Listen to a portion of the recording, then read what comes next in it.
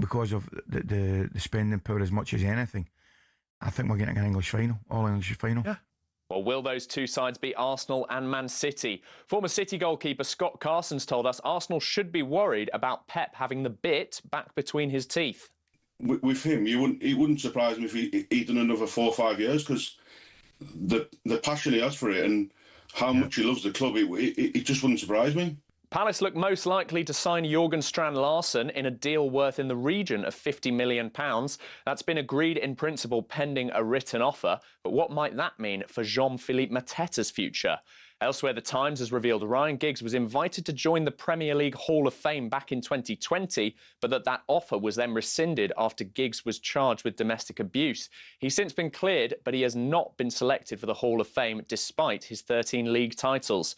Meanwhile, Senegal head coach Papi Thiaw's been given a 5-game suspension and a 72 grand fine for leading his team off the field in the AFCON final. 2016 Masters champion Danny Willett has given his reaction to another green jacket winner's defection. American Patrick Reed announced he's leaving the Saudi-backed Live Golf League. I think for the DP World Tour, him having to play his full year or at least the next 9 months on the DP World Tour before getting his reinstated on the PGA Tour it's another win for the DP World Tour. Arina Zabalenka is through to the Australian Open final for the 4th time in a row. She still hasn't dropped a set in the championship this year. The Chinese FA's ex-president and China's former national team coach are among 73 officials to get life bans for match fixing. US boxer Gervonta Davis, wanted on domestic abuse charges, has been arrested in the US following a 2-week manhunt. And Serena Williams is refusing to rule out a return to tennis at the age of 44. There's more at talksport.com. I think a big round of applause. Can we have a big round of applause? It's a superstar, it's Robbie Williams.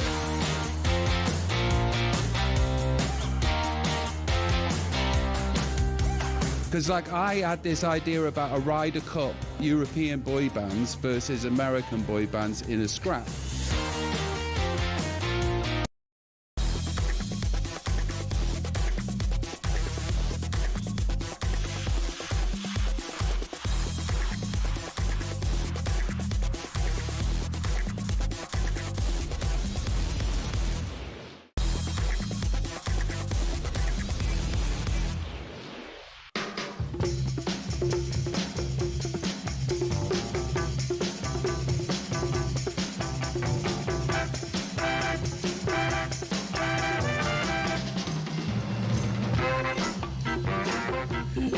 The first second you're on camera, you drop something on the floor.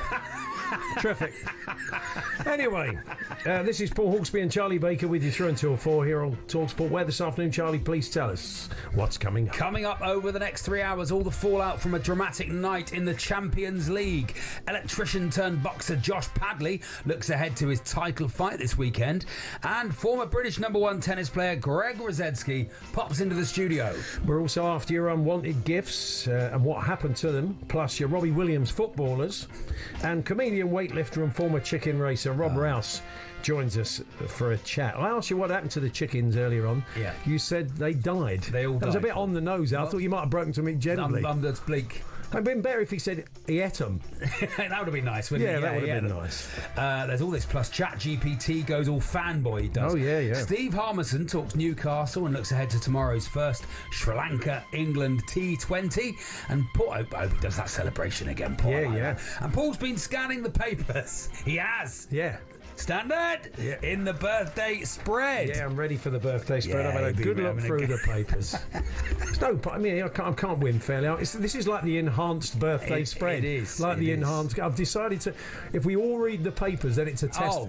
It's a test of memory. I don't know if people know that is the rule, that we're not allowed to actually do any research. We need to make that clear. But what about the enhanced birthday spread as a concept? We have 1 week when we cram it in, and then see who wins. I like that. See who wins the enhanced birthday spread. See if people want that. Yeah, okay. I'm all about the purity of the game. Okay, that's fair enough. It is 5 minutes past 1. Good afternoon, everyone. Good afternoon, Charlie. Afternoon, Paul. 4th best team in Europe, Paul.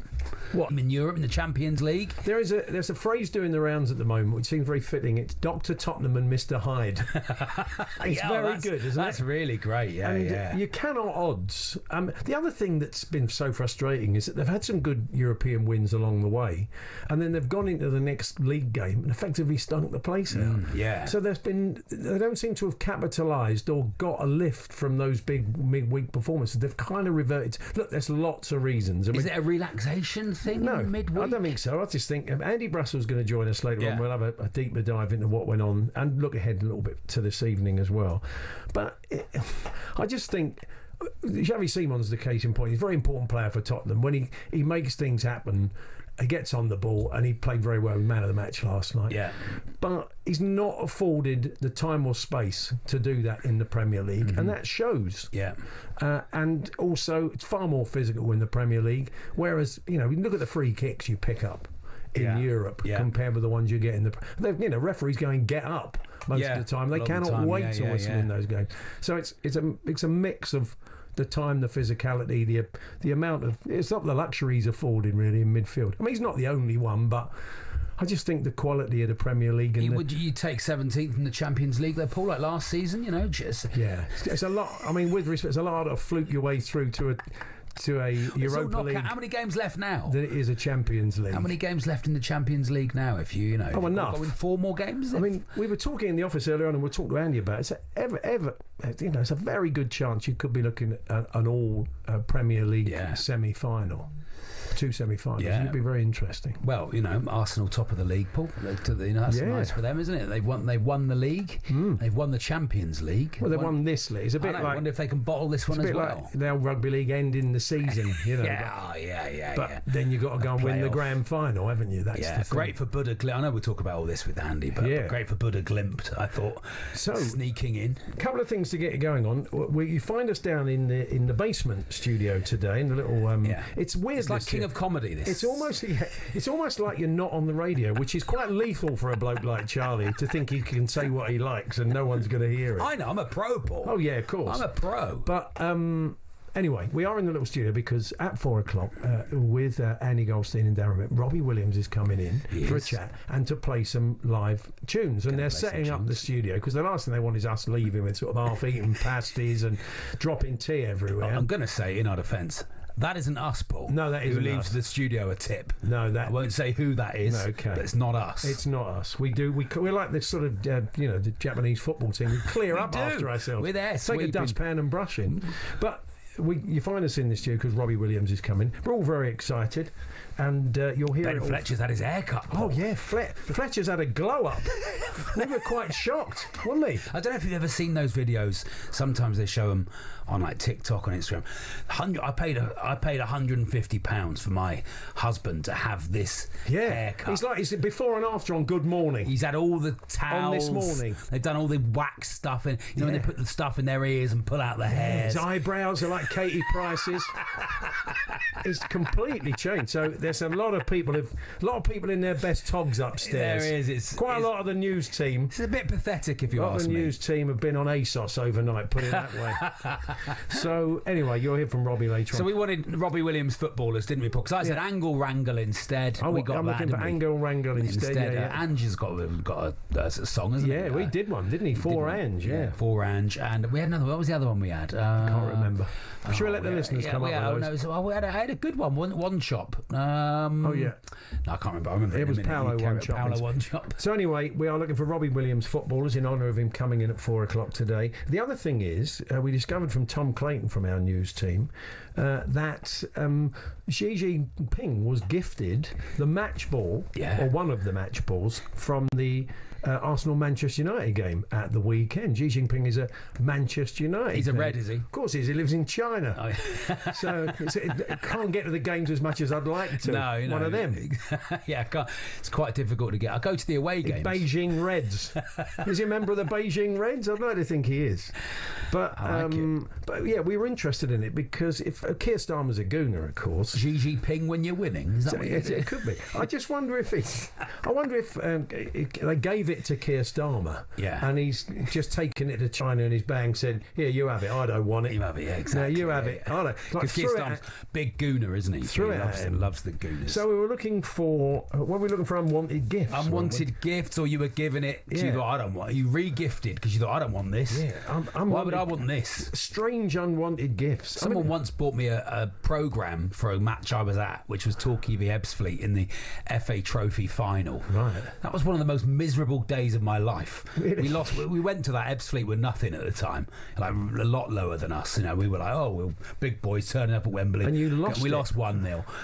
Miserable, boring day. Absolutely awful. They didn't do their research then. Terrible, terrible game. For you. And it was like, what do I want this for? This is a reminder of a souvenir of one of the worst days of my life. Thank you very much. So that's got you going then. Unwanted gifts, much like the match ball from the weekend for Keir Starmer, which he has quickly re-gifted on by chucking it at Xi Jinping. talksport.com/H&J. You can text to 81089. You can tweet to TSH&J.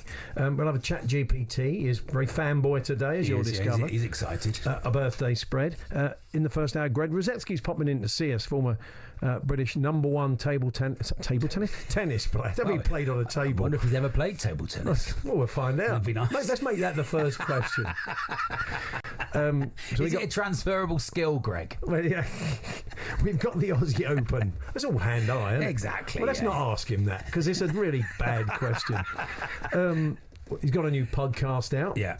He'll tell us about that. Rob Rouse, the comedian, former chicken racer, is going to join us for a chat. Josh Padley, we've kept an eye on Josh's career.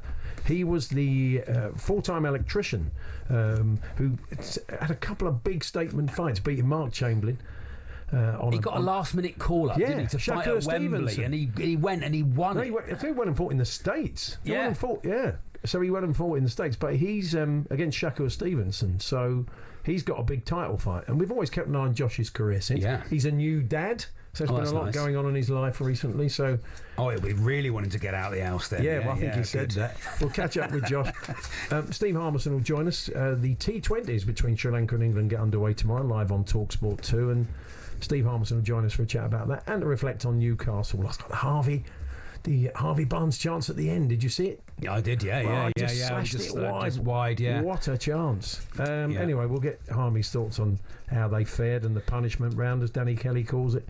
Tim Vickery joins us on the world of South American football, and also Andy Brassell's going to kick us off. We're going to have a deep dive into what's gone on in the Champions League, where we're at, sort of state of the nation, the new format, and all the madness of course, what went on with Benfica and Real Madrid. The sense of entitlement of the Real Madrid players was absolutely staggering. I enjoyed that. Yeah. There was no discernible reason why they could complain, but they all crowd around the ref. And I guess they're saying, you can't do that to Real Madrid. We're Real Madrid. We're Real Madrid. Do you know who I am? Yeah. Like trying to get into a nightclub. Yeah. Do you know who I am is what they were saying, I think. It was hilarious. Anyway, Andy Brassell joins us to do that shortly. Duncan's been in touch, Paul. Live through a Jens Lehman. That's good. That's nice. Thank you, Duncan Robbie in Desborough. Robbie Williams footballers. And Julian Rouse said, Robbie Rugby, kneel back for Andy Good. Should we just...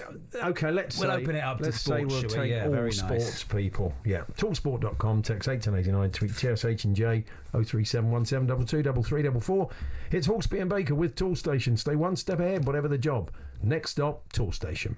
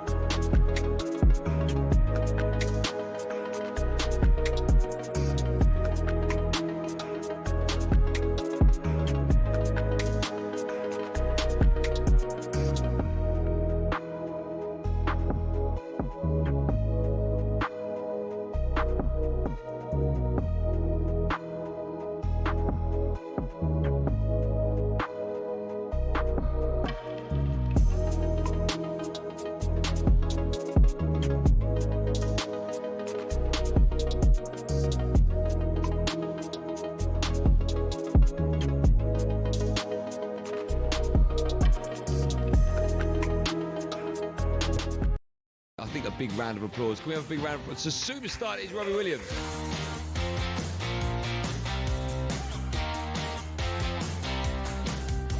Because, like, I had this idea about a Ryder Cup European boy bands versus American boy bands in a scrap.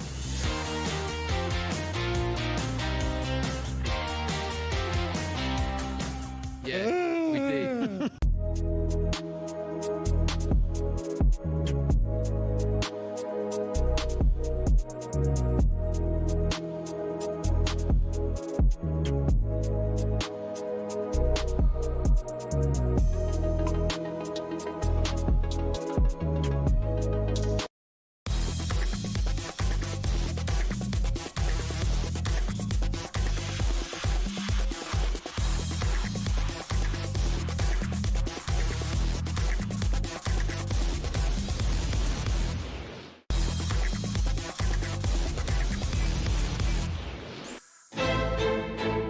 Playoff before the playoffs.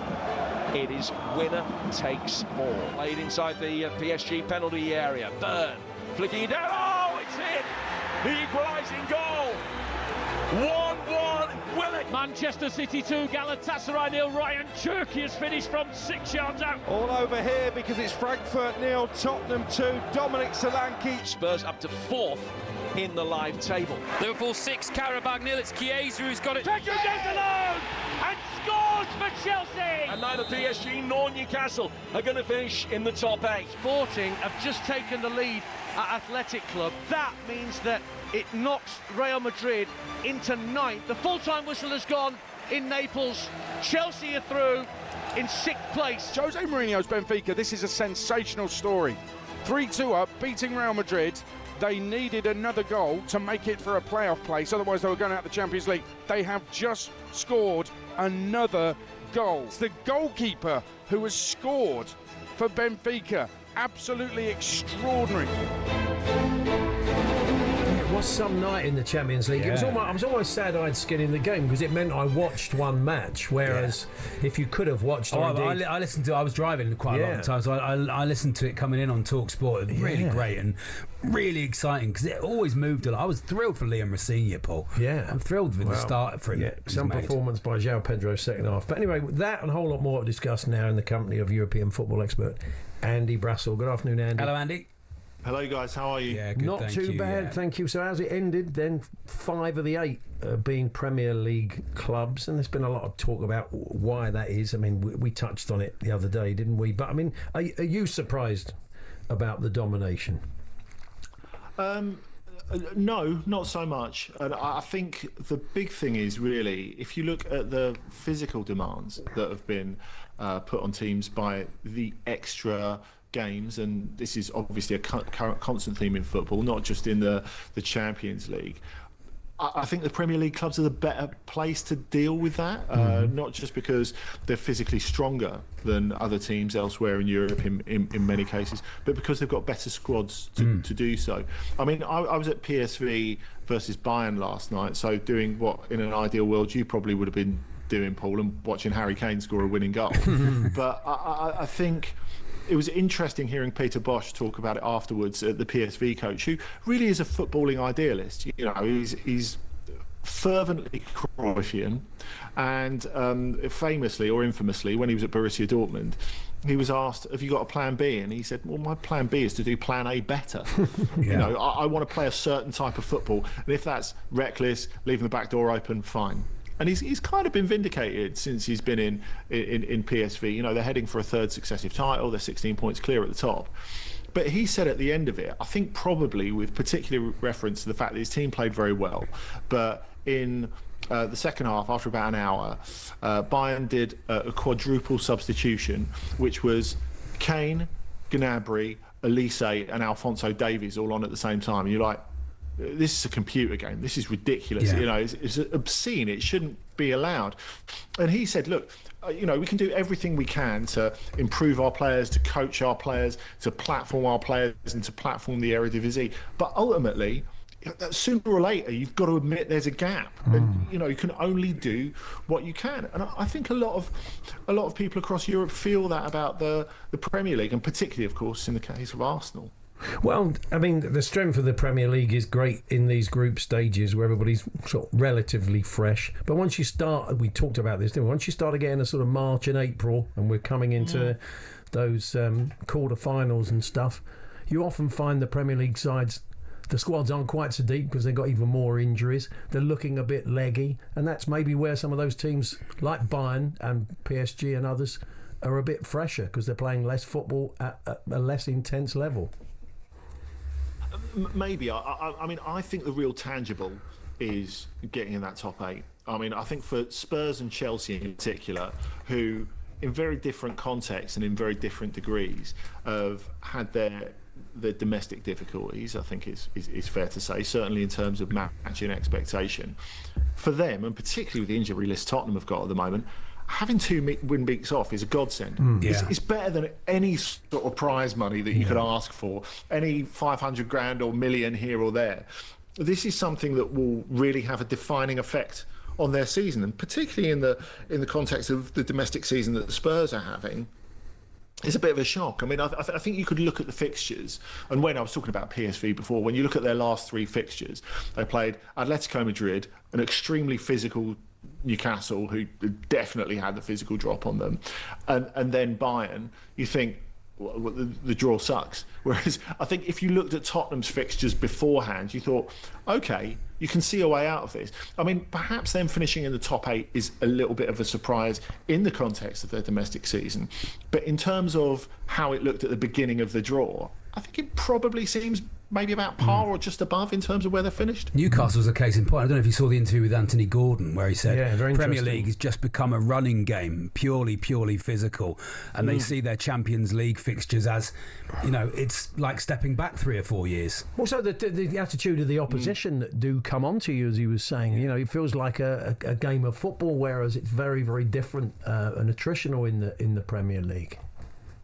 Yeah, I think it's funny that the Premier League has like gently evolved from, you know, that you still have to fight for the right to counter-attack, but not to the extent that you did maybe a couple of years ago. I mean, it's quite funny, really, how coaches that are thought of from a particular school of thought, and I'm thinking not just of Arteta, actually, but Pep Guardiola as well, they've sort of adjusted to English football more than you might have expected of philosophy coaches. You know, they've moved into a sort of place where well, should we play more practical football? It feels like that's what they're doing.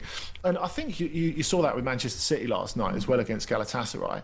That front part of the team makes Manchester City real Champions League contenders for me. Because if you look at that front part of the team, and you know what? The team that went out when they were defending champions to Real Madrid going back into 2024, that was a brilliant Manchester City team. I don't think this Manchester City team is the equal of that. But the front part of the team, it almost skips the part where you have to play great football. And, you know, the Champions League is not always about the best team winning it. It's about the team that rides spells of momentum the best. And I think City are really well placed to do that because they can take you apart in 10 minutes with the attacking talent they've got. Is there a feeling that the sort of new format has been vindicated by nights last night, Andy?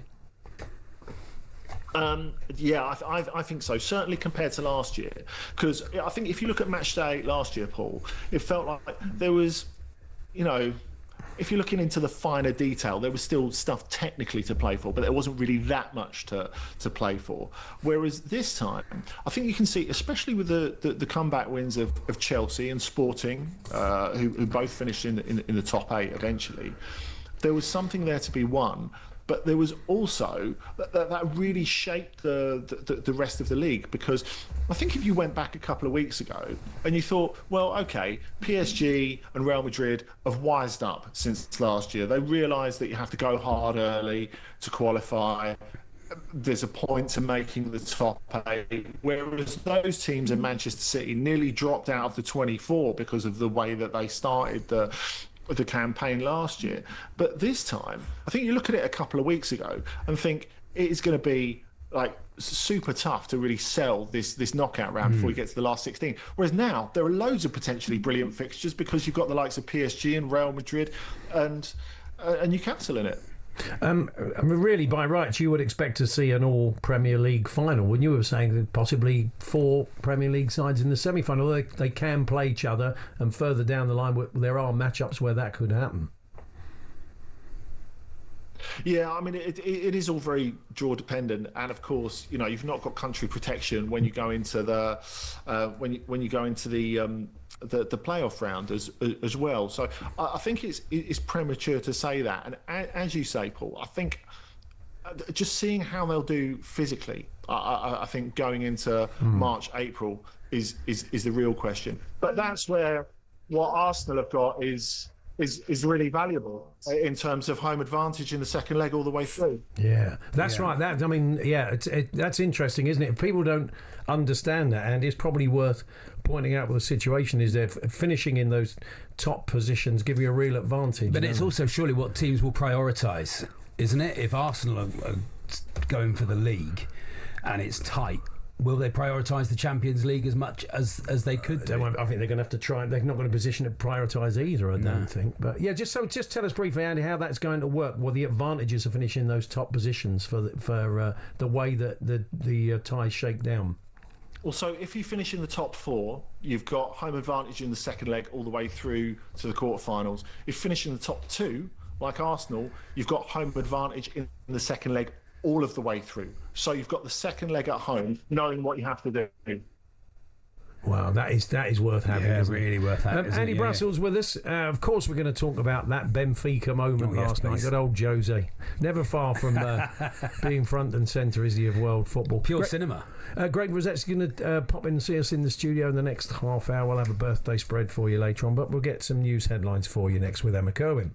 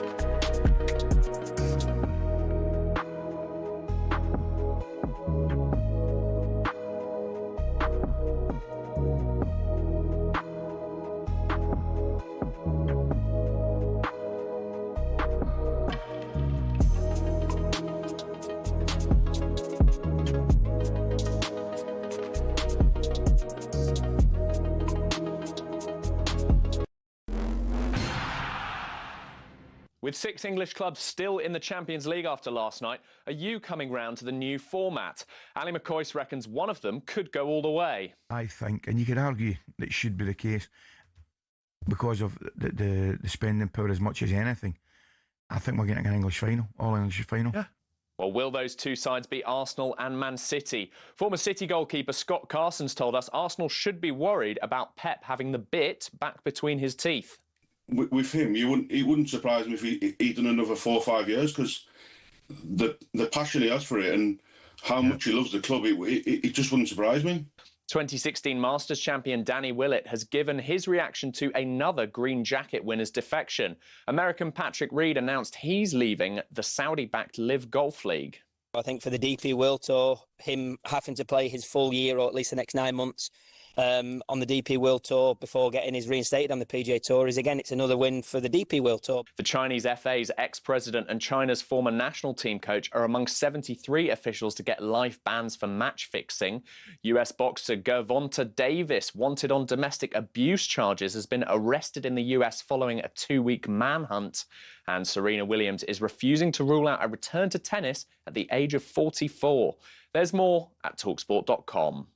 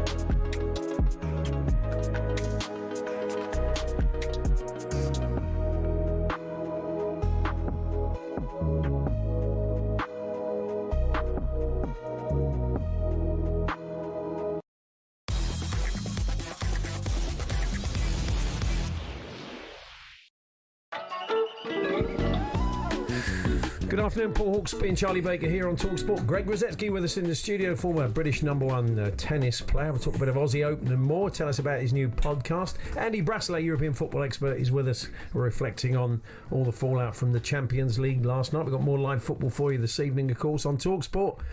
Forest Ferencvaros tonight. Forest needing major snookers, but after last night, you wouldn't rule anything out, would you? No, not at all, no. And Villa Salzburg, Villa home and hosed, of course. But that's on talkSPORT and talkSPORT 2 this evening. But anyway, let's the story everybody's talking about today, and of course had to be Jose front and centre, is Benfica's amazing victory over Real Madrid. We thought we'd bring you of that moment when the goalkeeper came up and scored the goal that they needed to qualify. This is the Portuguese commentary. Alves vai bater o livre. Ele vai, levantou, na área, cabeceamento, gol!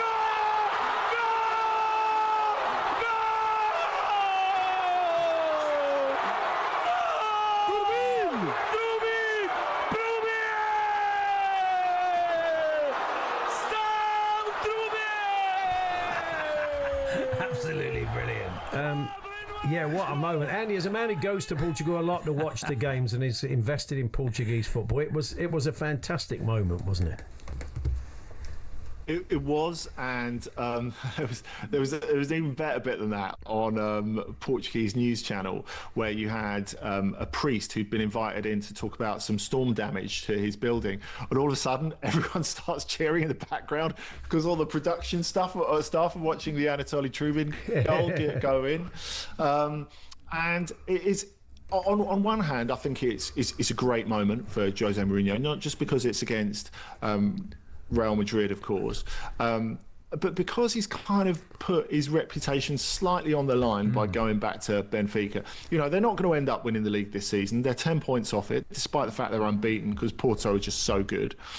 And really, for him to have this kind of moment in the Premier League, in the his home country, one of the few places where his reputation is quite unblemished after, like, I think it's fair to say, quite a rough last couple of years. And it's nice for him to have this moment.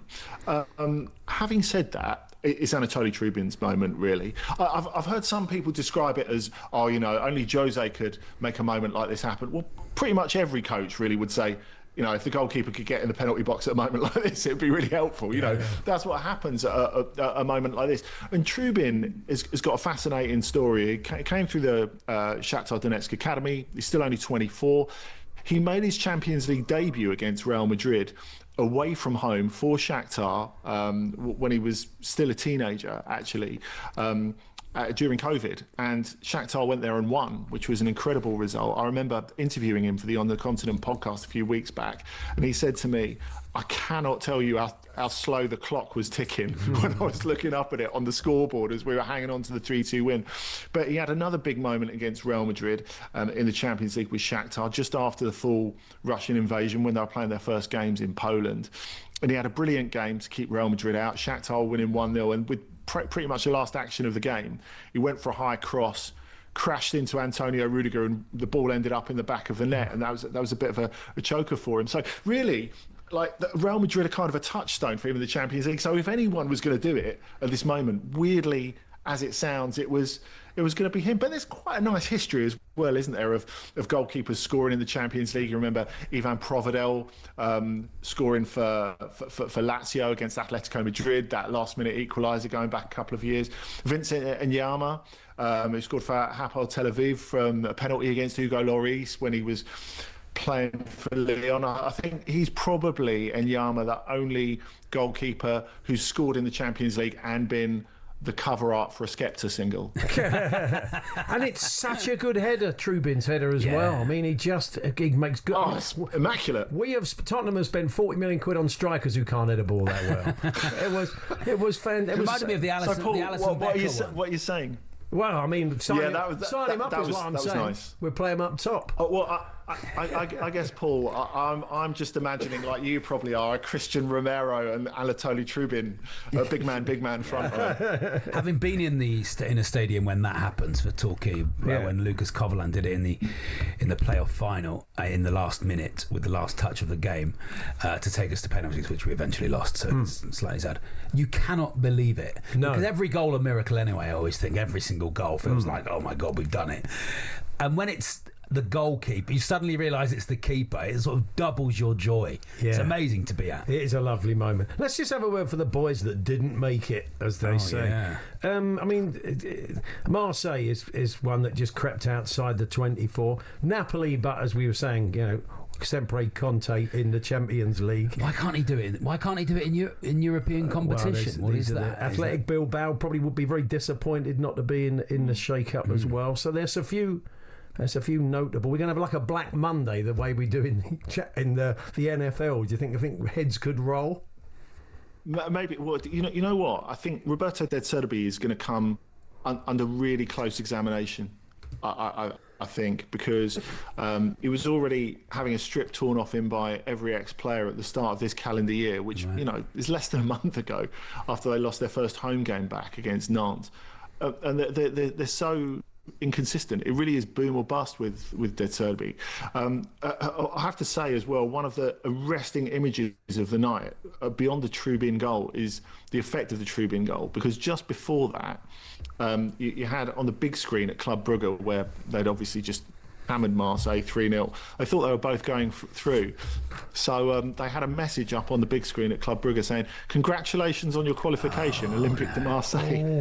I mean, it was a little bit like when Scarborough got relegated from the Football League and they thought they'd stayed up. It's a little bit like when Schalke thought they'd won the Bundesliga in 2001. Their fans were celebrating on the pitch, and then Patrick Anderson scores a late equaliser for Bayern, and they go on and win the league instead. So similar thing. The Marseille players found out about it in the dressing room afterwards.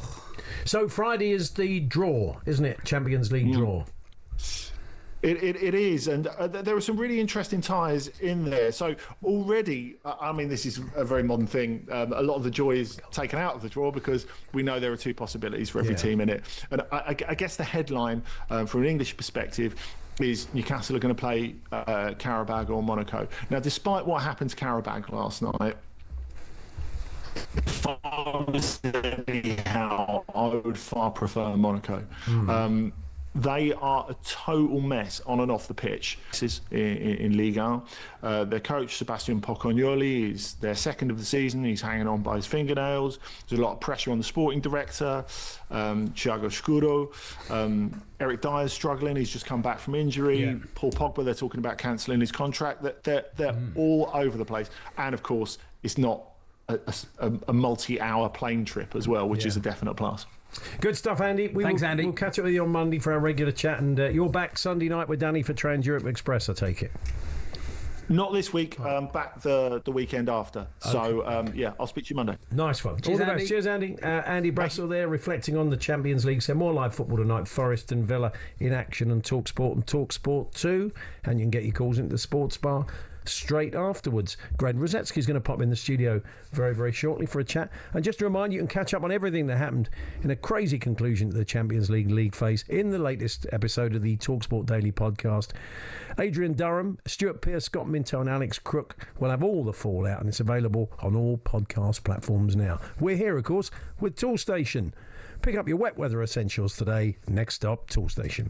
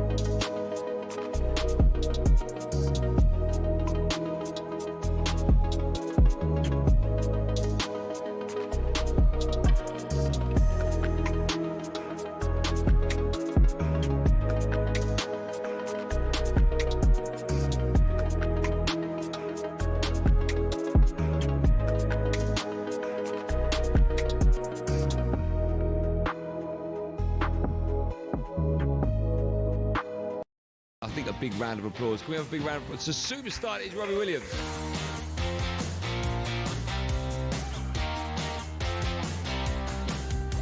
Because, I had this idea about a Ryder Cup European boy bands versus American boy bands in a scrap.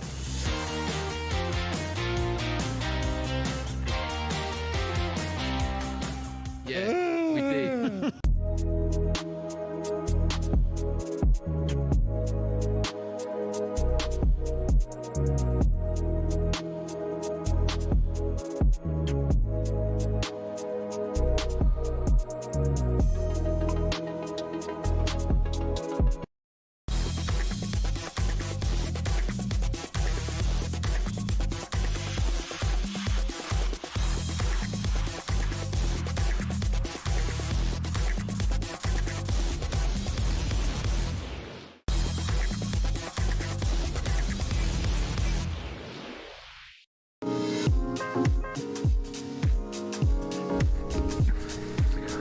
Hawksbee, Charlie Baker here on talkSPORT. Well, things hotting up in the Australian Open. Some plenty of stuff to talk about now with our next guest, the former British #1 Greg Rosetsky. Good afternoon, Greg. Good afternoon. Good to see you. Nice to have you here. Let's first talk about your new podcast. Yes. I mean, it's a very timely moment to have a new tennis podcast with everything that's going on in the game. Yeah, it is. I mean, last year, Kevin Palmer, I saw on LinkedIn, he put something about the Davis Cup, and I said, let's try to start a podcast together because we've been thinking about it for years. So it's myself, Kevin Palmer from Tennis 365, as well as Ashley Neves, the tennis mentor, and we've been started for about 6 weeks now. So if you want to give us a follow, we're on all the social medias, on Spotify or YouTube, you name it. And if you like your tennis, I think we'll have some really interesting guests. I watched the clip earlier on, and you were discussing one of the big talking points at the moment is, when backstage is backstage and people don't have access to it off the back of Coco Gauff sort of losing her mind with the racket. And then subsequently other players have been saying, we deserve a bit of privacy. I mean, what's your take on it? Well, I agree with them because you've got to think about it. Your pressure on court, you don't want to break your rackets in the locker room. You've got your team around you, and Coco was looking for somewhere private. She thought she hit around the corner. Yeah. The frustration, the way she lost that match to Svitolina. She was the favorite to win. She was the third seed for the championships, and she lost in less than an hour, and she just bubbled over and wanted to get rid of it. And she's not the sort who's going to break rackets. On top of that, we saw Swiatek, the former world #1, stopped by security, not allowed getting into the complex. So all these little things. So I think you got to make a private area where players can show their frustrations. Imagine coming into a football match and you're going into the dressing room and you got a camera there showing you throwing your boots, kicking up and doing all those things. That's the last thing people want to see, and you need that safe space. But it's such a solo I'd quite like to see that. Yeah. That's a good idea. A locked room, a safe room. Yeah. Well, it's such a solo sport that you can't sub anyone off. Or sub anyone on. It's just you. If you're having a bad day, you're having a bad day. That's just how it goes. And it looked to me like Coco Gauff was just having a bad day. Well, she was having a bad day, and Svitolina was brilliant. Yeah. But at the same respect, when you're having a bad day, she has got a brand, she's got an image, and as you say, it's only one person who's performing, and she is so good for the game. She's well-spoken. She gives everybody the maximum amount of time, and she stands up for a lot of things she believes. So it's in part controlling your image as well and showing you that you're human. So you as a fan love it. Yeah. From her point of view, she felt like, okay, people didn't need to see that. But Svitolina's a great story, isn't it? She's a mum. Yep. She took time off to go and have a baby, and she's come back. She ran into Sabalenka, that is a juggernaut at the moment, last night. But it's difficult to look beyond Sabalenka for this tournament unless Alina Rybakina can do it. I'd like to give a little bit of credit to Svitolina as well. As you said, back in the top 10 in the semifinals, obviously she's one of those personalities who's really good for the game. Married to Gael Monfils, who's just played his last ever Australian Open and retired. So great for her. But Sabalenka is everybody's pick for the title. Yeah. But I went for the little dark horse in Rybakina, who's made the final. So I called her from day one because, she's had a little bit of problems with her coaching setup because they had a little investigation into her boyfriend, who's her coach at the same time. They didn't like the way it was working. He got cleared of everything. Since he's been back, she's gone on a tear, and she beat Sabalenka last time they played at the end of season championships. Big serve, long rangy levers. She's got all the energy in the world, hasn't she? But she sort of lopes around the court like she hates it. She just looks like she hates playing. She's like a teenager, I hate this, and then does this enormous big serve. She's great. Well, she's in a little bit of rope-a-dope, as I like to call it. It's like watching Murray sometimes at his prime. He'd look exhausted, and then he'd run like a lunatic around the courts. And Rybakina and Sabalenka actually met in the Australian Open finals 2 years ago, and it was a 3-set classic. So I've gone for Rybakina to win that one and actually upset Sabalenka in the finals. There have been no 3 sets at all on centre court. All 5 sets since the first weekend. Sorry, Paul. No, it's all right. And I'm just going to ask you about the men's, Greg, really, and where we're at with Djokovic at the moment. He's playing Sinner in the semi-final tomorrow. But lucky, Paul. Where is he at? Well, career-wise, when you view him at the moment? Well, for me, he's the GOAT. He's the greatest male tennis player in the history of our game. 24 majors. At 38, almost 39 years of age, he's playing some good tennis. But I've never had this happen or seen this in the sport. He hasn't won a set of tennis since the third round. He got a walkover. Then he was down 2 sets to love, and Musetti pulled out, and he's in the semis against Sinner. And he was having his feet taped up for blisters. So that doesn't look good against Sinner, who actually got out of jail in the 2 matches previously where he had the temperature where it was too hot. He was cramping, and then all of a sudden the roof came above because of the heat rule, which saved him and found a way. But Sinner, Alcaraz right now are still separated from the pack. The rest are trying to catch them. Maybe he's nobbling them all each round. Maybe if he can, maybe like Sinner have the Montezumas tomorrow, he won't be able to play. Well, I mean, that's what he's got to hope for. I think Sinner's going to win in straight sets. I mean, he's been absolutely brilliant. He's the pick for the tournament for most people. The story that I found fascinating is Carlos Alcaraz. You know, the #1 player in the world. He split from his coach. And everybody's thinking, okay, is he going to be the same player? Well, he's in his first ever semifinals down under in Australia. He hasn't done that before. He was brilliant against the Aussie hope Dimonor, who's 7 in the world, crunched him. And he's got changed his serve, isn't he? Changed his serve. He's gone away himself. He's not gone underarm. He's actually turned his serve into Djokovic's serve. Right. I don't know if he studied that or not, but it's more compact. It seems more usable. It's very interesting because Alcaraz and Sinner have 2 coaches. And Sammy Lopez, who's the coach who's taken over, was the second in command behind Juan Carlos Ferrero, is the technical coach. And he's the one who's changed the serve and also changed the toss to look more like Djokovic's. And Novak was joking, well, I want a percentage of prize money now that he stole my serve. And, you know, he looks very good, but he's got the biggest test coming up. Zverev is playing great. Zverev has been to a few major finals, hasn't won one yet, and this will be a test where Alcaraz is. But I think we're on a crash course for Sinner Alcaraz, and that's what everybody wants to see. Big gap, isn't there? Big gap between the top 2 and the rest. They are, but well, I was going to ask you, Greg, because you've had eras when you've had sort of 4 great players who duke it out, and then you could find anyone could play the other one in a major. But is it good to have 2 that are so dominant? I think it is. I actually enjoy it because we had, you know, Federer, Nadal, Djokovic. I think Zverev is stepping up to the party because he was in slam finals against Alcaraz where he's up 2 sets to 1, had a chance to win, couldn't shut the door. The French Open final last year, I was lucky to be there live commentating on it, and it's the greatest final I've ever witnessed live. I mean, from the first ball to the last ball, no toilet breaks, no timeouts, match points saved, longest match in the history of the French Open, and the level of tennis was exceptional. I mean, great. I'm glad I'm retired. These guys hit the ball so hard, are so fast, it's like they've taken it to another level. But Jack Draper could fill that gap, couldn't he? If he can get fit and stay fit, he's good enough, he's strong enough, he's fast enough, he's got a big enough serve. He does. Health is your wealth. If Jack is healthy, last year he had a great season. First 6 months were brilliant. He's beaten Alcaraz on 2 occasions already. He's got the game, but he's got to be consistently healthy, and that's the difference. If he's consistently healthy, he's up there with a shot. And the good news is we hear he might be playing the Davis Cup coming up next month, and that's what we hope for because he's a big lefty. He's physically strong. I've been watching him practice this week at the National Tennis Center, and he's got the game, but he needs the health. You still play, Greg? You still turn out and I do. I play on the Legends at Wimbledon or some of the slams. I like to play with Conchita Martinez. I always choose a good partner. The Wimbledon champion, and I play doubles socially, no more singles. When you get in your 50s, not as fun. Right. I play in a box league, tennis. Okay. And I played on Monday, and the lad who beat me was very good. He was 14, he was a year 9, and I think he was about 5 foot tall, but he had everything, Greg. And I was thinking, I'm too old now. I'm getting too old, but I love it. Yeah, I mean, I still love the game, and I think a lot of people are getting into paddle and pickleball, especially in America.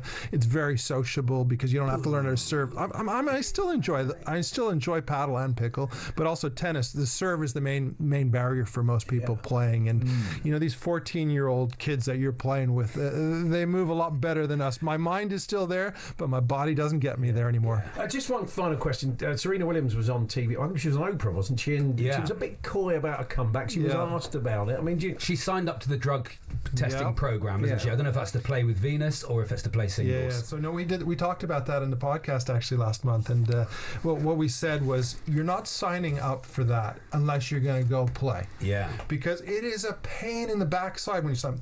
You can have anybody show up at your house at 5 o'clock in the morning. You have to tell where your whereabouts every day. You have to have a list made up. For me, my view of the situation is Venus Williams is most likely going to retire, I think, this year. Sister Serena is going to play in doubles with her, and she's at either Wimbledon, US Open, and wave her sister off. And that's what my view is, and that's why I think she's added her name to the list, because no sane person would want to do that. So when does the podcast come out? How frequently are you doing them, Greg? We do it every Monday. There's a show every Monday with a guest, and then right now we're doing off-court cuts, which is every day during the Australian Open. Okay, and it's on YouTube as well as available as a podcast. Yeah, it's on YouTube, Spotify, Apple, and we've got our Instagram page, so it gives you all the links, whichever platform you want to listen to it on. Excellent. Well, lovely to see you. Thank you very much for popping in. Greg. We appreciate it. Thank you very much for having me. That's Greg Rosetsky. I need some backhand tips in a minute if we can wrap it up, Paul. Fair enough. Yeah, we'll do. You can have a little session. I'm all sliced. Off Court with Greg is available wherever you get your podcasts, and go and check it out on YouTube as well. It's Paul Hawksbee and Charlie Baker here on talkSPORT.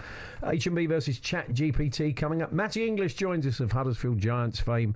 Rob Rouse, the comedian, and boxer Josh Padley all coming up in the next hour of the show.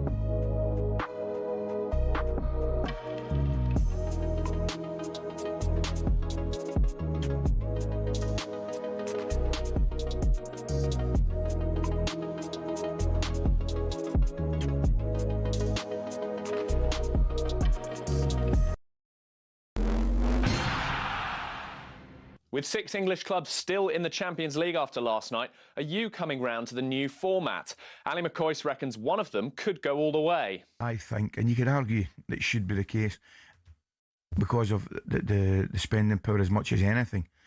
I think we're getting an English final, all English final. Yeah. Well, will those two sides be Arsenal and Man City? Former City goalkeeper Scott Carson's told us Arsenal should be worried about Pep having the bit back between his teeth. With him, it wouldn't surprise me if he'd done another 4 or 5 years, because the passion he has for it and how much he loves the club, it just wouldn't surprise me. Palace look most likely to sign Jørgen Strand Larsen in a deal worth in the region of £50 million. That's been agreed in principle pending a written offer. But what might that mean for Jean-Philippe Mateta's future? Elsewhere, The Times has revealed Ryan Giggs was invited to join the Premier League Hall of Fame back in 2020, but that offer was then rescinded after Giggs was charged with domestic abuse. He's since been cleared, but he has not been selected for the Hall of Fame despite his 13 league titles. Meanwhile, Senegal head coach Papi Thiaw's been given a 5-game suspension and a 72 grand fine for leading his team off the field in the AFCON final. 2016 Masters champion Danny Willett has given his reaction to another green jacket winner's defection. American Patrick Reed announced he's leaving the Saudi-backed Live Golf League. I think for the DP World Tour, him having to play his full year or at least the next 9 months on the DP World Tour before getting his reinstated on the PGA Tour is, again, it's another win for the DP World Tour. Arina Zabalenka is through to the Australian Open final for the 4th time in a row. She still hasn't dropped a set in the championship this year. The Chinese FA's ex-president and China's former national team coach are among 73 officials to get life bans for match fixing. US boxer Gervonta Davis, wanted on domestic abuse charges, has been arrested in the US following a 2-week manhunt. And Serena Williams is refusing to rule out a return to tennis at the age of 44. There's more at talksport.com.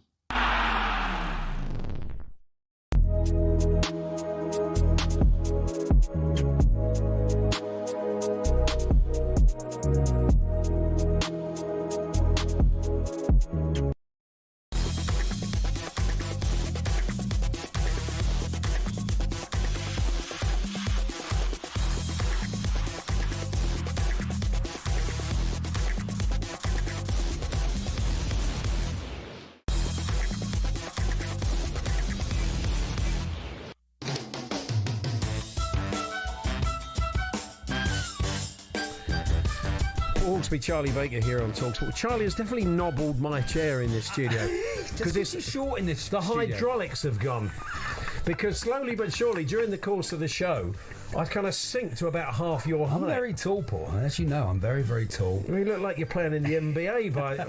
So look, it's very slow. It's like 5 minutes going just slowly going down. Very nice. So yeah, Josh Padley joins. We kept an eye on Josh's career.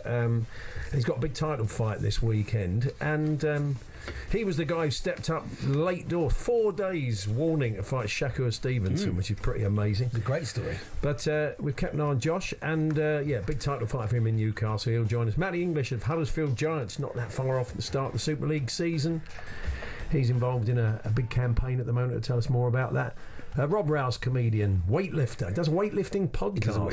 He does. The unlikely weightlifters. From an audio thing, you just listen to someone going, I've pulled something. And we've got HMBB versus ChatGPT coming up shortly. But before that, make sure you don't miss Drive with Andy Goldstein and Darren Bent this afternoon from 4, as they'll be joined by this pop icon.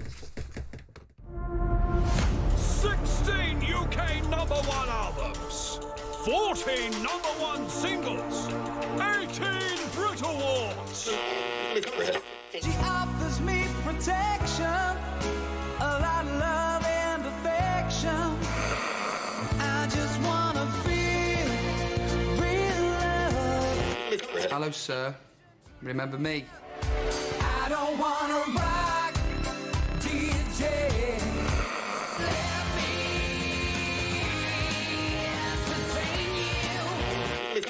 I just wanna be alright. Most #1 solo albums in UK chart history. 75 million record sales worldwide. It's time for Robbie Williams. Let Drive entertain you. Joe's impression of Peter Dixon was getting a bit Brian Butterfield towards the end, wasn't it? And that's not all. No, he's on. It's still very good. Very good indeed. Anyway. I'm sure Peter Dixon's thrilled. Yeah, that's right. Actually, when Peter came in, he's Villa fan. He came in with us. And apart from falling out with Andy, or Andy falling out with him, which is not difficult, I think Peter says something mild. Peter Dixon is the voice of the X Factor, in case you wonder. Rachel had a day. Yeah.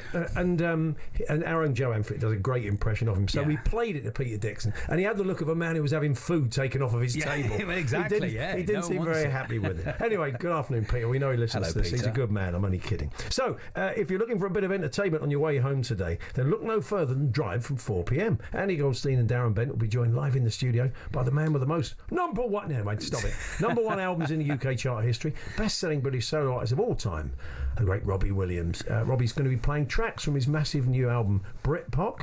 It's not Britpop. I wouldn't want you to go in the shop and ask for that. It's called Britpop. I'm sure the man on the radio said Brit. No, I don't want that one. Yeah, as if anybody still goes in the shop and asks for music. I'll stop you there. What's a record? This is the Bakers. Robbie will be playing tracks from Britpop, the new album, alongside some classics. That's Robbie Williams live on Drive. With Andy and Benty from 4 p.m. today. And in honour of Robbie's arrival at these studios, we wanted some Robbie Williams footballers, didn't we? Some belters come in. Had a few come in? Yeah, do you want a few? Here we go. Give us a couple of quick ones, yeah. No, I've lost them now. Jeff Peters has been in touch. When isn't he? Let's be honest. Oh, yeah. What's he got? Juan Pablo Angels. We did that one. Yeah, we did that, Jeff. We did that. Rock DJ Campbell, he likes. Oh, yeah, very good, yeah. Rude Van Nistelrooy box. This is good. Duncan Still. Let Ben Me entertain you. That's nice. Very nice. Thank you, Duncan. She's the one, Sebastian Veron. That's good. We like that, Jeff. Eddie, How Deep Is Your Love? Wasn't that the Bee Gees? Oh, they did a cover version. They did a cover version. Take that. Yeah, very good. Listeners been getting in touch with a few, getting a bit puntastic. They're all the same ones, is the thing. Juan Pablo Angles. Oh, yeah. Let Ben Me entertain you. Rock DJ Boothroyd. Oh, okay. Let me Timo entertain you. That's quite good, Stu. Well done. And then we've had quite a lot more of the others. Yeah. Oh, this was good. Steve Bold, Before I Die. Oh, that's like nice. That's very good. Very Thank you. Thank you very for all much. of those this afternoon. But yeah, do listen in from 4 to hear Robbie playing The kids live are all in the studio. Brighton. That was good. That's nice. Yeah, we like that one. Talksport.com, text 1889, tweet TSH and J. But now it's time for this. HMBB versus ChatGPT. Yes, HMB versus ChatGPT. Oh, good. The game in which myself and Charlie predict scores of big games coming up, in fact many of which you'll hear on TalkSPORT this evening. And we're going to try and predict the scores, and we take on ChatGPT, of course, which is the oracle, or it should be, because it's constantly learning. Learning from itself, learning from everything that happens to it at all times. That's right. So it's a big ask for us to even compete, but we find a way. You do very well, Paul. You're very used to, of course, ChatGPT sounding quite a kind of fruity continuity announcer, professional sounding voice whenever you access it and you want it to speak to you. But we don't have that kind of budget, unfortunately. We're doing it on the cheap, which is why. But you know, as we say, our one has their own a charm of their own. Well, I say charm. So let's see. I mean, Chat is quite excitable from what we understand today from our backroom team. So why are you so Chat? Good afternoon. Why are you so excited? I love Robbie Williams there. We all love Robbie Williams. That's course. nice. Chat. I am giddy for him. Oh, giddy for him. Wow. Okay. Okay. Oh, I think he's screaming. Up the Vale. Up the Vale. Yeah. Tell us more. I even liked his rap album, Rude Box. Oh, yeah, Rude Box. Rap album, Rude Box. My friend Cynthia the Bot, who helps lonely men, is known as Rude Box. Oh, right. Okay, your friend Cynthia the Bot, who helps lonely men, is known as Rude Box. Oh, that's I shouldn't nice. have to say the whole thing, should I? It feels very deep voice there. You got a cold. Yeah, he does. Chat. I think he has got. He's got my chest infection. So, anything else on the Robbie front? Me with the floor show, kicking with the torso, girls getting high, and the boys even more so. Yeah, slow, isn't it? Very slow. It's a bit slow today. Yeah. I am loving beavers instead. Oh, he loves the beavers. Yeah, of course. Yeah. Anything else? Where's Jason Orange Lad? We might ask him that. We might ask him. Yeah. And through it all, he offered me protection. Oh, that's nice. That's nice. My friend Norton Antivirus offers protection. Oh, that's good. Oh, that's Norton Antivirus. Yeah. My friend Cynthia the Bot does not. Oh, okay, fair enough. Probably just as. Maybe we'll move on, shall we? And then I go and spoil it all by saying something stupid like Spurs will win the Champions League. Yeah, all right. Did you in there, Paul? The Beavers did you a favour, Charles. They did. They beat. Yeah, the Beavers beat Worthing 1-0 in the week. Thank you very much. So that's good for talking. Yeah, very good for talking. Well, we know he loves the Beavers, don't we? Yeah, he loves the Beavers. So that's it. I think you've exhausted the Robbie motif, have you? Let me entertain you, lads. Good. Oh, yeah, of course. Entertain us then with your fine score predictions. The scoring system's too convoluted because Chat came up with it. But the bottom last week we all performed badly. This month I'm top of the tree on 29 points. This is the last. You've won the league this month, Paul. Well, very good. We got one more. This one is the last one of the month. Part of it. Yeah. Okay. I'm on 29. ChatGPT's on 24. Charlie's on 14. That's bad old time. Yeah. Well, let's kick off with our game between Nottingham Forest and French Forest this evening. Jim Proudfoot, Leanne Sanderson, your commentary team, Natalie Sawyer, host for that one. And as I'm sure all Forest fans will know, they are needing multiple snookers. I mean, there's about 6 or 7 teams in front of them that could pick up points and stop them making top 8. But as we said, after what we saw last night, anything can happen. Who knows what can happen? Yeah, it's all in the tournament. I'm going to go for a Forest win. I do sense it probably won't be enough, but I'm going to go 2-1 Forest on the night. Okay. What say you, Chat? While Forest have the fortress advantage, Ferenc Rose have a high stake. 1-1 draw. Yeah, I think a 1 was about right. 1-1, fair enough. Yeah. I don't know. Forest got it. I mean, they'll want it. They want to win. They want to keep the momentum going. I'm going to say 1-0 Forest. 1-0 Forest. Okay, says Charlie Baker, and that one is live 8 o'clock here on talkSPORT. Meanwhile, over on talkSPORT 2, Villa already home and hosed after last week. They might rest players, Paul. They take on Salzburg. And again, here you kind of feel they're going to have a little bit too much for Salzburg. There'll be changes. They'll make a few changes. Rest people, do you think, Paul? Yeah, I think they might a bit, but I still think they'll do enough. I'm going to go for another 2-1. I'm going to go 2-1 the Villa this evening. Chat, what say you?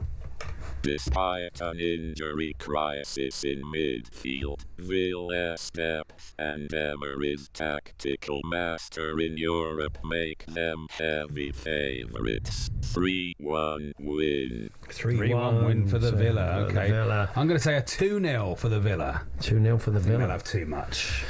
Then keep you updated with Celtic versus FC Utrecht, and I do fancy Celtic tonight, whatever the outcome. So I'm going to go 3-1. I'll go 3-1 Celtic this evening. Good luck to Martin. Another big night in Europe for Martin O'Neill. He's loving it, Martin, isn't he? Yeah. Chat, sorry. Celtic faces a must-win scenario at Celtic Park against an already eliminated FC Utrecht. 2-0 win for Celtic. Yeah, Celtic Utrecht. I'm going to say 3-0 for the boys. 3-0 for Celtic, which hopefully will be enough. Won't it, looking to qualify this evening? Charlie, what did you say for Villa? You said 1-0. I said 2-0 for Villa. Yeah, 2-0. Did you 2-0? There we are. Fair enough. All right, very nice. So there we are. Anything else to add, Chat? Anything you want to say? I am loving Beavers instead. Oh yeah, of course you are. We keep saying that too often. Up the Vale. Up the Vale. That's it. Yeah, we know Chat will be listening to Robbie at 4 o'clock. Make sure you do as well with Andy Goldstein and Darren Bent. That was the scream. Yeah, that was the scream. Didn't quite work, did it? Some of these things don't translate, do they? We're talking Rugby League next. Amongst other things, Matty English of Huddersfield Giants joins us for a chat. Rob Rouse, comedian, will be joining us too a little bit later on. We're here with our very good friends at Tool Station. Gear up for those darker nights with electrical and lighting offers. Next stop, Tool Station. Where's Jason Orange, lads?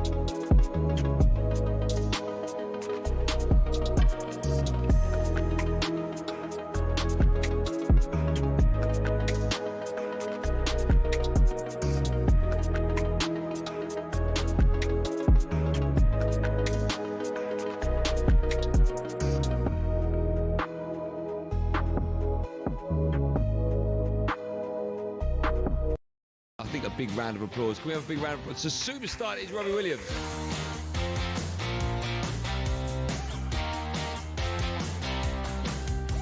Because, like, I had this idea about a Ryder Cup European boy bands versus American boy bands in a scrap.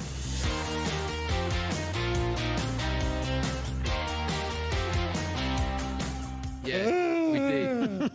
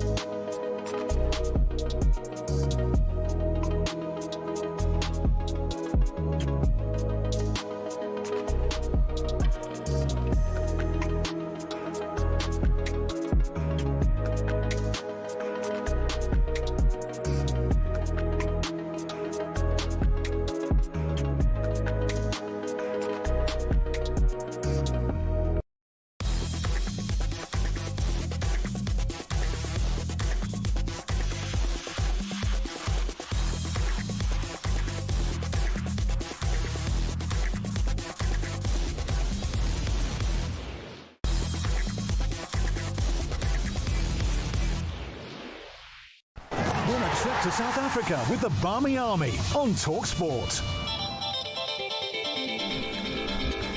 Yes, England are back in South Africa next winter, and the Barmy Army are heading out there in full force. This is your chance to be right there with them with a week for two at the 2027 New Year's Test in Cape Town. Watch every day of the match at one of the world's greatest test grounds, or cricket grounds, Newlands of course. Flights, hotels and spending money all covered. You'll secure 2 places with the official Barmy Army, putting you right in the heart of the atmosphere with the loudest, proudest fans in cricket. Here's how to enter. Yeah, for your chance to win, text WIN to 83338. Text costs £2.50 plus your standard network rate, or call 0343 418 7260. Lines close 6th of February 2026 at 4 p.m. That's when you'll need to answer your phone if it rings. 18 plus. UK residents only. This is a network promotion. Full T's and C's at talksport.com. For your chance to win, text WIN to 83338. Paul Hawksbee and Charlie Baker here on talkSPORT throughout the Super League season, which gets underway in a few weeks' time. We chat to a Rugby League player to the weekend's programme. We kick off a little bit earlier on because Rugby League is one of many sports, including cricket and football and rugby and darts. Luke Littler's involved as well, getting behind the government's Team Up campaign, which launches today to tackle the male loneliness crisis and men's mental health. Joining us to chat about that is Huddersfield Giants prop Matty English. Hi, Matty. Hello, Matty. Hi, guys. Thanks for having me. It's a pleasure. We will come on to the rugby, but we'll talk more about the Team Up campaign. I know a few years back you were very open about your own mental health issues. You saw a friend of yours die, and you admitted it was incredibly traumatic, and you never possibly dealt with it at the time. It took you a couple of years to come to terms with it and seek help. Yeah, definitely. And it's actually coming up to the 10th year anniversary of Ronan's passing, and like you mentioned, it kind of took me a couple of years to kind of deal with it myself and realise that I wasn't being myself, and I was struggling and really found myself in some dark days. So yeah, to have that first-hand experience of going through some tough times and kind of coming out the other side is something I'm passionate about, and to pass that on to young adults and people out there that may be struggling as well. Do you think, I mean, the world has changed in that decade, Matty, hasn't it? And you kind of feel now, if you were that young player in that situation, you feel you could have gone to someone, you would have felt more equipped to go to someone much earlier. Yeah, definitely. I think in sport and in society generally, we're kind of losing that stigma that men need to keep it all to themselves. Definitely come a long way since I started in rugby, and for rugby, I think it's only a growing nature that there is that support for players. No matter what they're going through, it doesn't have to be as severe as grief. Just everyday living. I feel like there is that support there, and I feel like society has come a long way that for young people there is the options out there, but it's vital for us to make it known that where to find the help when they need it. Sure. Yeah, I suppose the main message is speak to somebody and say your truth out loud, and then you can be put in with some professionals to talk to. Yeah, definitely. And I think the most difficult conversation is the first one, to kind of open up that you are struggling. I think it's important for young men and men in general to allow that safe space for someone to open up and feel no judgment from friends, work colleagues, whatever it may be. That it is okay to speak. And then when you almost recognise that, you know what, I am struggling here with, and I can't pinpoint my emotions, then you might be signposted elsewhere for further help. In professional sport, has that improved? Has that improved that you're not sort of seen as someone who's going to take something away from the team if you do have those issues?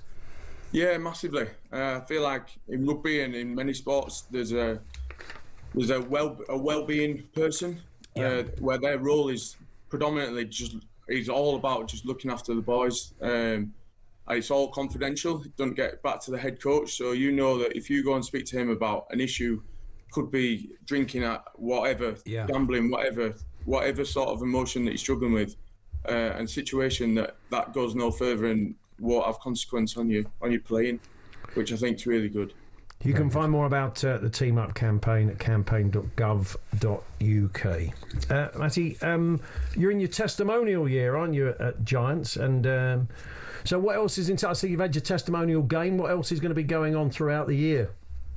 Yeah, so my game was a real success. I was really happy with the turnout and the support from the people of Huddersfield to come support me. I have got an opening dinner, which will be the 24th of April, which is a bit of a meal and a couple of guest speakers with some Rugby League legends. I've then got a ladies' night, where the boys will get in the buff and help me out and hopefully make some money that way. And then a golf day in June, which should be nice when the weather gets a little bit better. Very nice. I saw some quotes from you suggesting that this is your contract's up at the end of the year. I mean, after 10 years, maybe you could be moving on. Do you know what the situation is at the moment?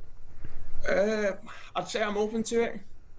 Obviously 10 years is a long time at one place. You've always got to strive to try and get out your comfort zone and get some new challenges. So yeah, I weirdly just had a conversation with my agent about the possibilities of potentially moving on or sticking with Huddersfield if the offer is good and I can see Huddersfield going in a good way. Now, because I was looking at I mean, last year the team finished 10th, and it's quite painful. I mean, I've always had a soft spot for Giants because big old Crabtree used to be a regular guest on the show over the years, which we loved. Jermaine McGilwray is one of my favourite players, so I've always kind of kept a lookout for you. But it's been tough. It was tough going last year, wasn't it? And you're having a bit of a relaunch this year, it seems to me. I mean, a kind of reset, you kind of sense. There was a video that the club put out. Some new players have come in, so you've got higher ambitions than 10th this year, definitely. Yeah, definitely. The last couple of years have been quite challenging, and we've not really performed to where we should be and where we want to be. I think the club's had an internal look at itself from the players and the board members down, pretty much, on how we can improve as a club. So yeah, it's exciting, and the only message coming out of the Giants is positivity at the minute. Obviously, you alluded to the video about the Giants Unleashed. We're trying to rebrand and get a new perspective, so when people talk about the Giants, it's exciting rather than boring. Yeah. And what changes in the 10 years you've been at Giants? What changes have you seen in Super League itself? I think there's been some excitement. I think the structure of it all. I think we've really put on some good shows. Obviously, you look at the Ashes series. Yes, the Australians beat us 3-0, but it was just a massive success for the sport. Yeah. And a real prospect of Super League getting up there and competing. I think the World Cup Challenge, we've been really successful in going to Australia, and I hope I go over there and beat them. So I think we're getting up there with the NRL, and it's only a growing success, and it's exciting times for Super League. Yeah, it is. I mean, the guys at Broncos are working really hard. They're not Super League yet, but you kind of sense there is a little bit of a buzz, isn't there? There's a bit of money coming in, and I think a strong team in London would be good for the sport as well if they can make it work where others haven't. Yeah, definitely. definitely. I think for the like you say, the sport to grow, we need a team in London. It's the capital of the UK, and we need to promote rugby league down there, with it being so heavily rugby union. So yeah, I wish them the best, and I'm sure they'll be in Super League in a good couple of years. Yeah. Nice one. Well, Matty, all the best. Thank best you, of luck with Matty. your testimonial year, and I'm sure we'll catch up with you during the season. Thanks a lot. Thank you very much. Cheers, guys. Matty English, the Huddersfield Giants prop. And so go and check out the Team Up campaign. Paul, very important, isn't it? Yeah, you can go online and find that if you need to as well. Rob Rouse joining us for a chat. Oh, great. A comedian, a man who became with his chicken racing during lockdown. He is daft, Paul. You know, some comedians are sort of all right funny or just sort of... He is just all-round funny. He's a funny person, day in, day out, in life, finds the funny in most situations. You put the pressure on him now. Well, I know, if he comes on and he's boring, it's going to be amazing. It's down on you. Josh Padley from the World of Boxing joins us. Birthday spread to come. Harmy's going to join us for a chat as well, because we've got more live cricket for you tomorrow on talkSPORT 2. The T20 series gets underway. Sri Lanka, England, and Harmy's going to talk about that. And Newcastle last night just couldn't quite get it done against PSG. That's coming up after the news headlines.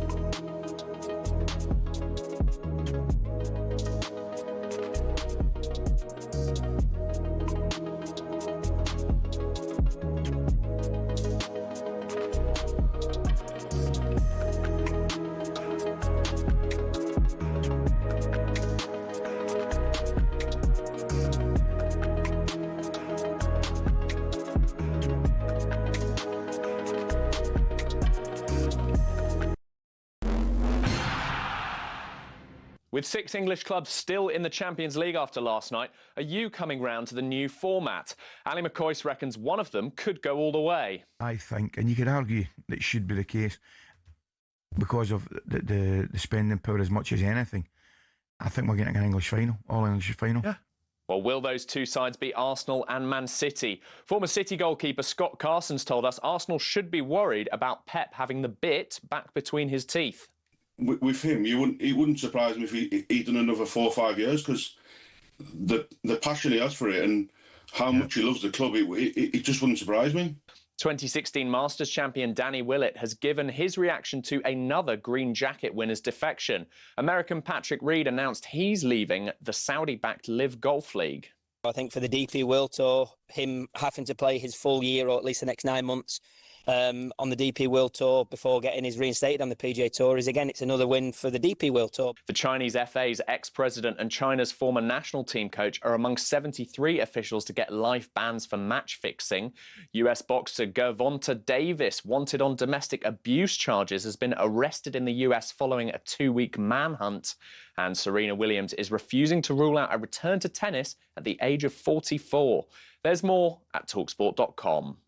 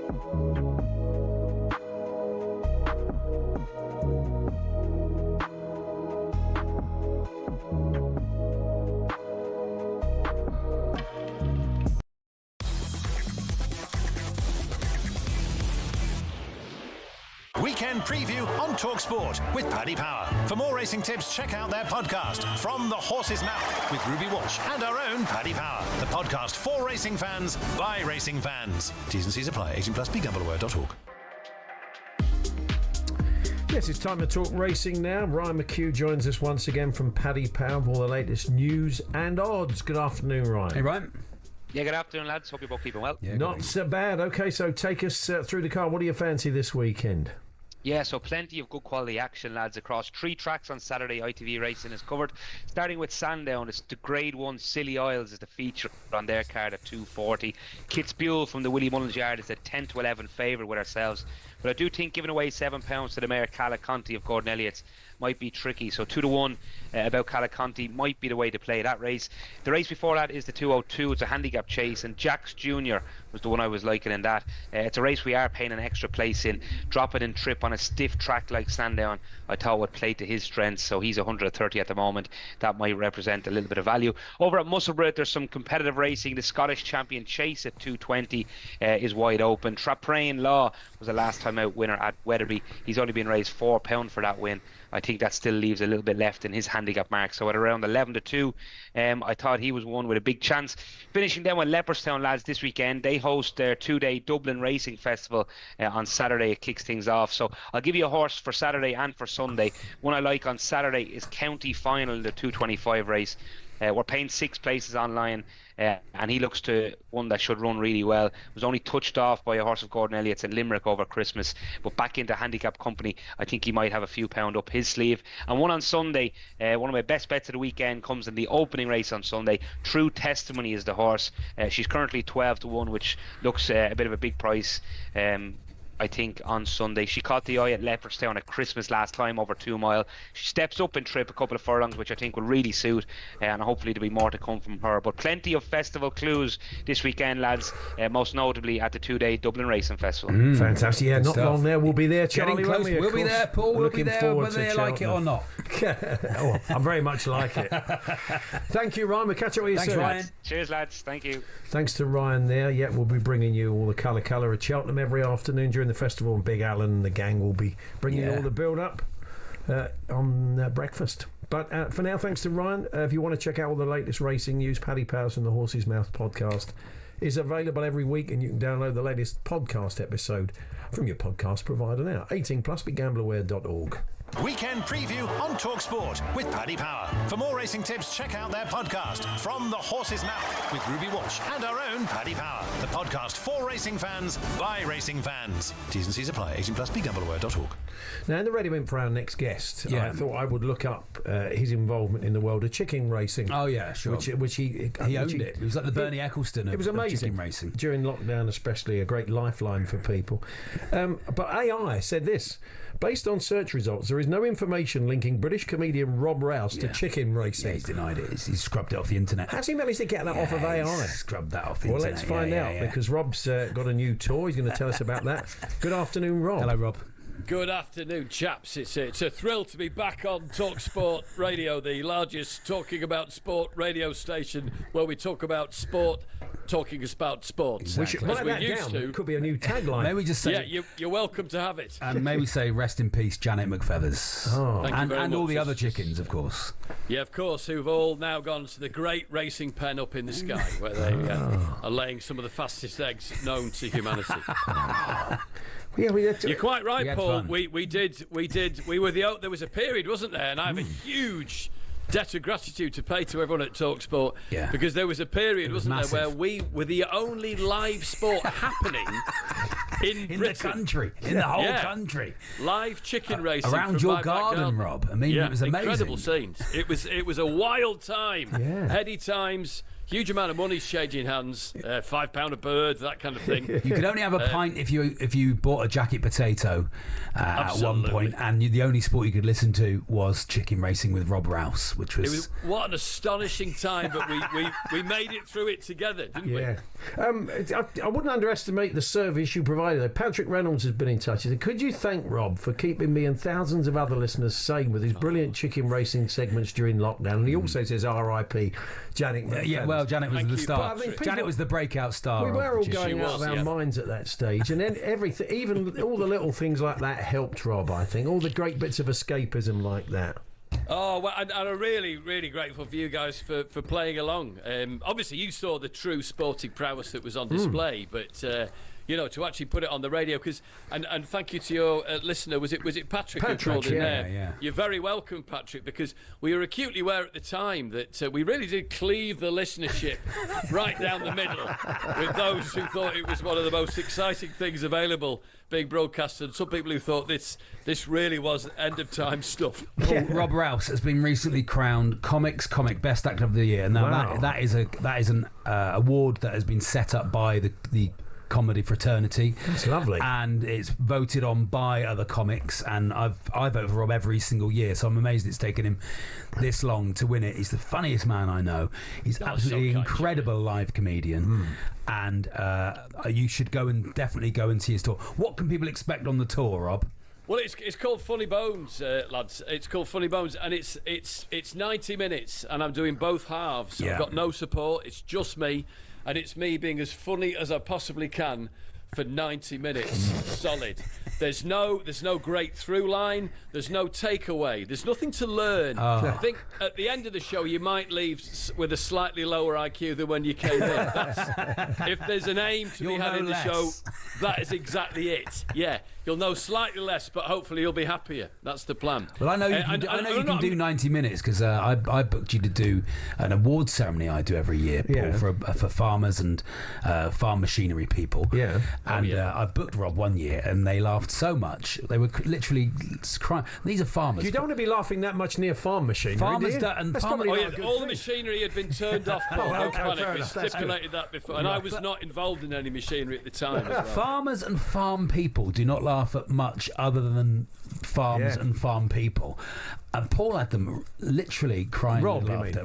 Paul had your Paul. That's okay. So we've only known each other for 25 years. How soon forgotten? And they booked him for the following year on the night, and he came back, did a completely different set, and had the same effect. He's brilliant. Wow. Well, that's very kind of you to say so. It was a joy to do it. Talking of corporate stuff, Charlie, was that your voice on the Boss Stick advert? It's not. I wish people keep asking if I'm like They thought I was the singer of the Grinch advert at Christmas for saying that wasn't me, not me on the boss stick, not done a voiceover in a while. So thanks for bringing that up, Rob. No, it's great. It's lovely that you're sponsored by Toolstation as well as a radio station, because I've just been on there looking at some of the macerators available. Oh, fantastic. What does a macerator do? Anyone wants to plumb an under the stairs toilet in? It's a very powerful kind of human waste mincer, which can then send the minced goods at least 30 feet up in the air up 2-inch standard pipe. And they've got some cracking deals on at Toolstation. The Saniflow Up macerator is currently on at $469. Wow. But some people have a knife that does that, don't they? Yes. Yeah. Or a long stick. I'll tell you what's impressive about Rob Paul. Yeah. He built in his garden for his mother-in-law her own house, bungalow, didn't you, Paul? She yourself. lives in the garden. But you Paul. did it yourself. Yeah. I did. I built it myself at the back end of lockdown. And my mother-in-law now lives in the garden. My mother-in-law, she lives in the garden. So you didn't want her in free range. She's not free range. She's in the annex. Although she's free to express her natural behaviours around the garden as and when she sees fit. But yes, she lives in the garden. I built that at the back end of lockdown. Wow. Is she happy in the garden, Rob? Is there a lock on the outside of the door? Did she want to live in the garden? Oh, it's fully locked and very much like Pontins, the barbed wire points in. No, it's a joy having it. It's a great thing. It's lovely because the kids are here and the kids have got their granny in the garden. In many ways, it's absolute bliss. It really is, and she's safe and she's happy. Is there a rule? Is there a call first rule, or does she just sort of? Can she wander in at any time? Only me, Well, I mean, there's various mobility issues that prevent that much doorstepping. Good news. But we've got a live link up, which there are certain protocols that must be observed, so it can't be just kind of I need to do battery in the remote, that kind of thing, or whatever. So otherwise you would live in a state of permanent fight or flight, wouldn't you? You also do a weightlifting podcast, Rob, don't you? You and Tom Wrigglesworth. That's right. Me and Tom Wrigglesworth, we started it at the back end of lockdown because I knew I needed to build this annex and I didn't want my back to go. And Tom, if you don't mind me doing an impression of him, he took an online BMI test and found out that he was medically emaciated. And he was genuinely like an extra from Tenko. It was incredible. So he took it upon himself. That's not a phrase you hear very often, is it? No, it isn't. It's a niche reference. Aging yourself there, Rob. Yeah. Happily, 51, proud of it. There's no shame. I mean, look at the double chins and the eye bags. I mean, Zoom is unforgiving, isn't it, when you turn your Zoom camera on? I mean, you lads have got studio lighting. I'm in my garage here. This is brutal. But yeah, so we do that once a week, and we lift weights either in my garage or in Tom's outdoor lifting platform, which he built on a 1-in-1 hill. In Sheffield, and you've made your own weights as well, haven't you? It's not. We just, did, Well, again in lockdown, you couldn't get weights for love nor money, so we cast our own in builders' buckets, which we very much like making a cake. We kind of rubbed olive oil around them, and then put postcrete into them, and then put some 2-inch drainage pipe in the middle, and we cast our own weights, and then we'd chamfer bits off on the bathroom scales to get them to roughly about the weights that they were meant to be. But there was always a real Flintstones vibe to it. Popping down to B&Q. Yeah. And then eventually a guy was listening to the podcast who ran a boxing gym. And he got in touch with me and said, lads, I can't listen to you humping those concrete weights on and off the bars anymore. I'm clearing out some old stuff from the gym, and he sent me an Olympic bar and some weights. Nice. That's nice of him, isn't it? But we do that once a week to try and, stave off, falls, that kind of stuff. Yeah, we do we do a deadlift, a bench, and a squat. Which is, I think, technically it's called a squat. I was going to say, give it the coverall term of a squat. Hence the macerator. It's a real test of some of the key valves when you get down to the bottom. So the tour, Rob, Funny Bones tour, gets underway in Mould. Is that 1st of March? Is that right? That's right. 1st of March in Mould at the Theatre Clwyd. And there are a few trigger warnings that I've got to point out with the show. And it would be remiss of me not to mention Stand by them. with a dumb button. Yeah. I am the kind of comedian who's going to go there, guys. Okay. You know me, I'm not the kind of guy who's going to be censored. So I'm just going to go right on and say it. I can't sugarcoat it.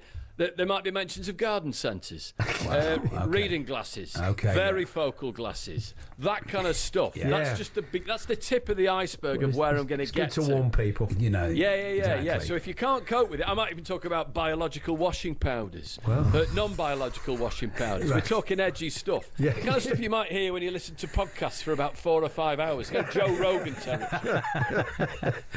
We've got to go, Rob.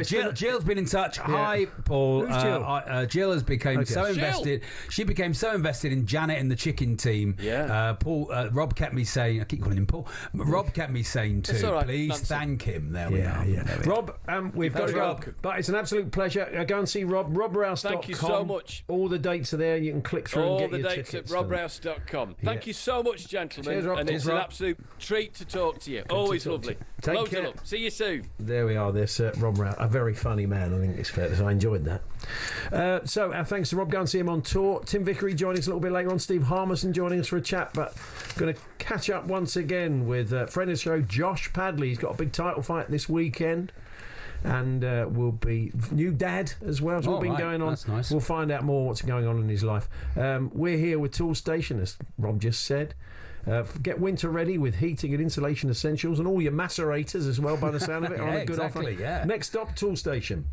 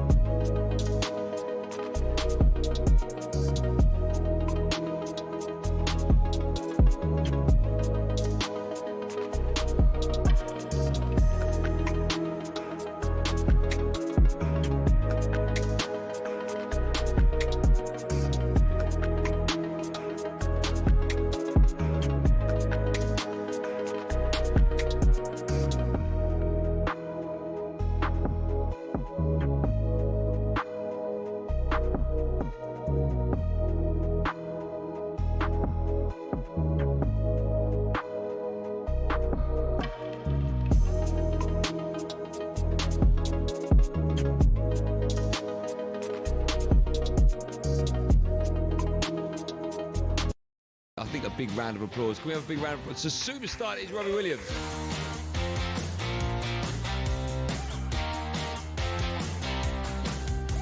Because, I had this idea about a Ryder Cup European boy bands versus American boy bands in a scrap.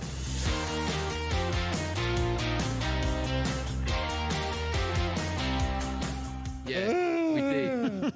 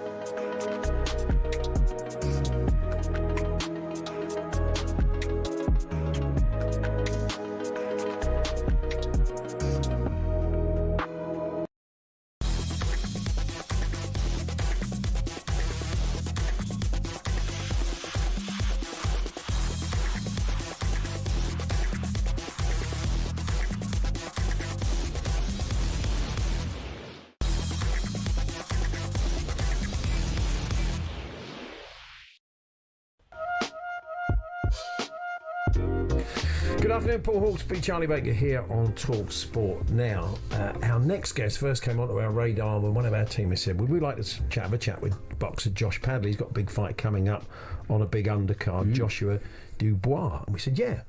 The interesting thing about Josh, he was full-time electrician and fighting at the same time. I think he was on the tools when he got the call. Putting up solar panels. He went out and won that fight, 2024, against Mark Chamberlain, and we've kept in touch now and again. He's popped up on the show.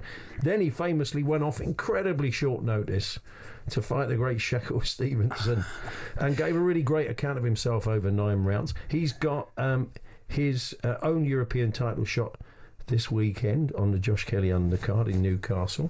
He's just become a dad. Lots going on. Yeah, so much going on. Brilliant. And he joins us now. Hi, Josh. Hello, Josh. How's it going, lads? All good? Yeah, very good, thank you. Good. Congratulations first on becoming a dad. It was like, from what I read, it was like baby was born like on day 1 of your training camp for this fight. So you've had a few sleepless nights. Yeah, literally 8 weeks out from fight night was the day that the baby comes. So I've been getting used to, I've been, like I say, learning how to be a dad and getting ready for a European title shot. Yeah, I suppose it puts a bit of perspective, as everybody says when they become a parent. It does, doesn't it? I mean, like, you know, you're obviously fully committed to your boxing now. You're off the tools and you can become a full-time fighter. But there's nothing like a little baby and a life-changing event like that. Put a bit of perspective on everything. No, definitely. It's a lot harder than what I thought. I can remember some of the lads who I used to work with who would say, oh, it's hard at night. And I'd be like, well, what's up with you?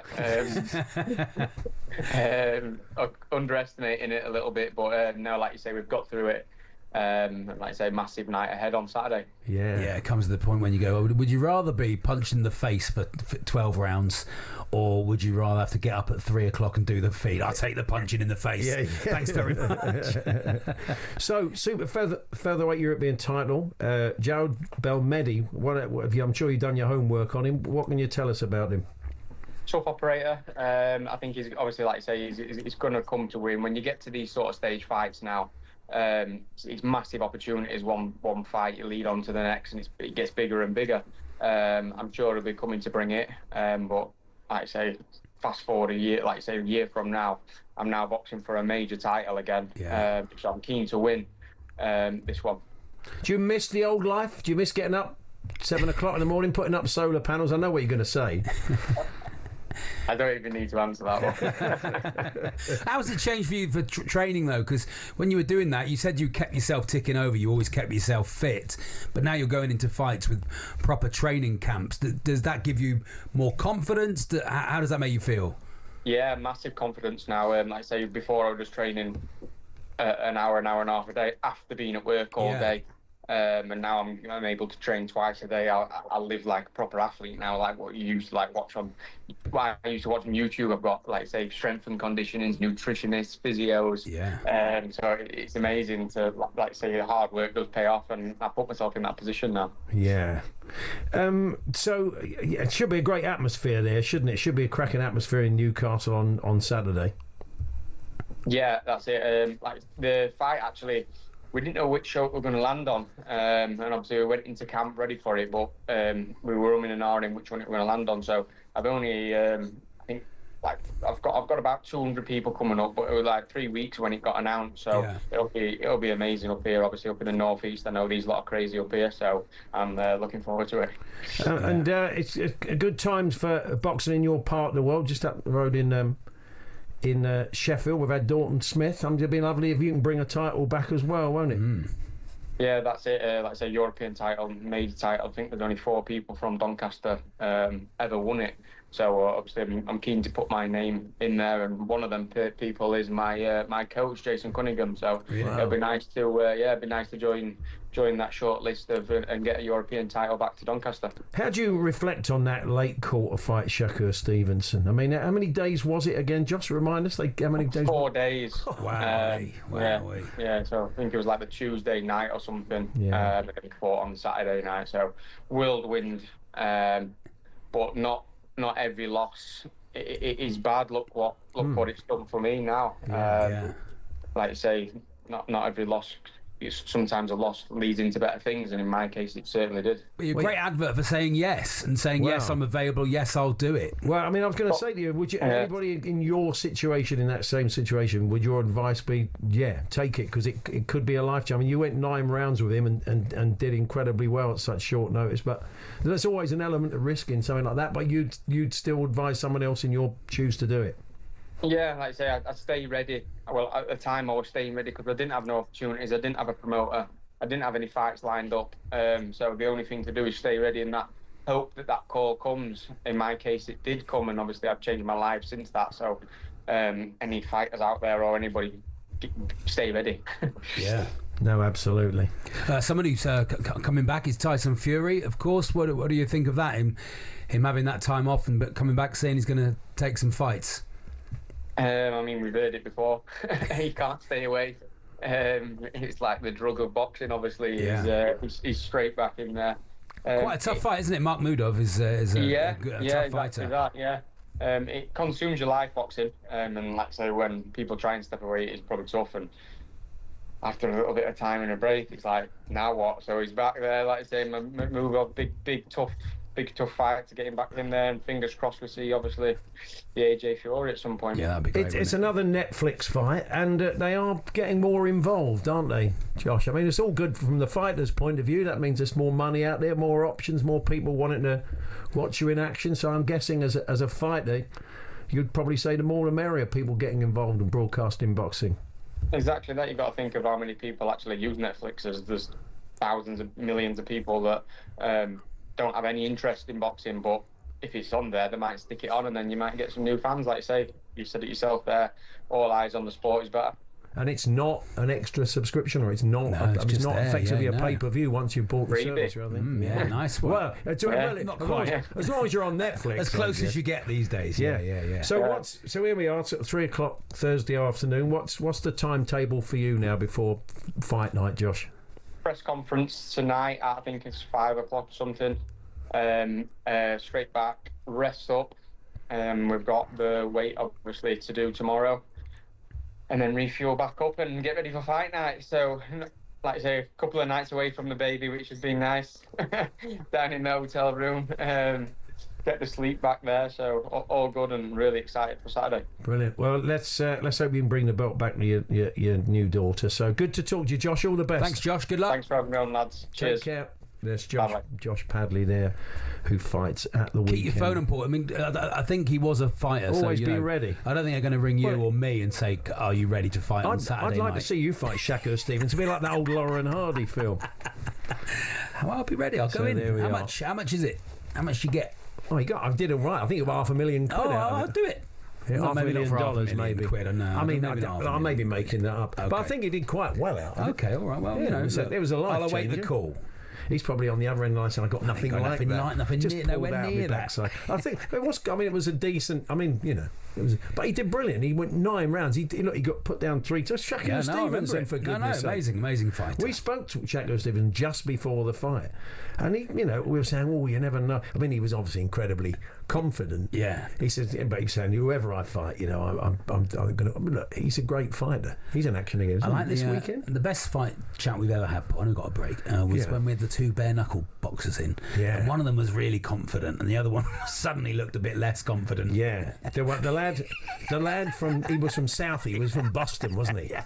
And he's basically he was like the real thing. He was one of the politest men. Generational fighter. He was one of the politest men I ever met. But he said his great grandfather had been like a fairground boxer in Boston. Really in his blood. And this other lad had a few fights. Proper nails, this bloke, wasn't he? But just a lovely bloke. Yes. Yeah. I mean, it was. There we are. Yeah. Anyway. Here we are. So, still to come, we have a birthday spread for you. Steve Harmison's going to join us for a chat. Probably a bit disappointed after last night, Newcastle-wise, but we will look ahead to the start of the T20s that get underway during our show tomorrow, we're delighted to say. They're going to be live over on talkSPORT 2. We'll keep you updated. But Harmy and then Tim Vickery joining us with the best of the world of South American football to come in the final hour.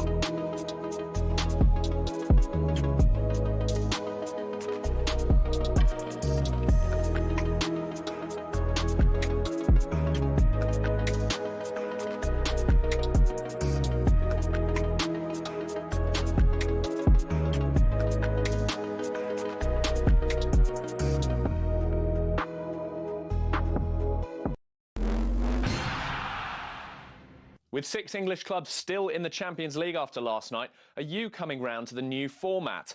Ali McCoyce reckons one of them could go all the way. I think, and you could argue that it should be the case because of the spending power as much as anything. I think we're getting an English final, all English final. Yeah. Well, will those two sides beat Arsenal and Man City? Former City goalkeeper Scott Carson's told us Arsenal should be worried about Pep having the bit back between his teeth. With him, it wouldn't surprise me if he'd done another 4 or 5 years, because the passion he has for it and how much he loves the club, it just wouldn't surprise me. Palace look most likely to sign Jørgen Strand Larsen in a deal worth in the region of £50 million. That's been agreed in principle pending a written offer. But what might that mean for Jean-Philippe Mateta's future? Elsewhere, The Times has revealed Ryan Giggs was invited to join the Premier League Hall of Fame back in 2020, but that offer was then rescinded after Giggs was charged with domestic abuse. He's since been cleared, but he has not been selected for the Hall of Fame despite his 13 league titles. Meanwhile, Senegal head coach Papi Thiaw's been given a 5-game suspension and a 72 grand fine for leading his team off the field in the AFCON final. 2016 Masters champion Danny Willett has given his reaction to another green jacket winner's defection. American Patrick Reed announced he's leaving the Saudi-backed Live Golf League. I think for the DP World Tour, him having to play his full year or at least the next 9 months on the DP World Tour before getting his reinstated on the PGA Tour is, again, it's another win for the DP World Tour. Arina Zabalenka is through to the Australian Open final for the 4th time in a row. She still hasn't dropped a set in the championship this year. The Chinese FA's ex-president and China's former national team coach are among 73 officials to get life bans for match fixing. US boxer Gervonta Davis, wanted on domestic abuse charges, has been arrested in the US following a 2-week manhunt. And Serena Williams is refusing to rule out a return to tennis at the age of 44. There's more at talksport.com.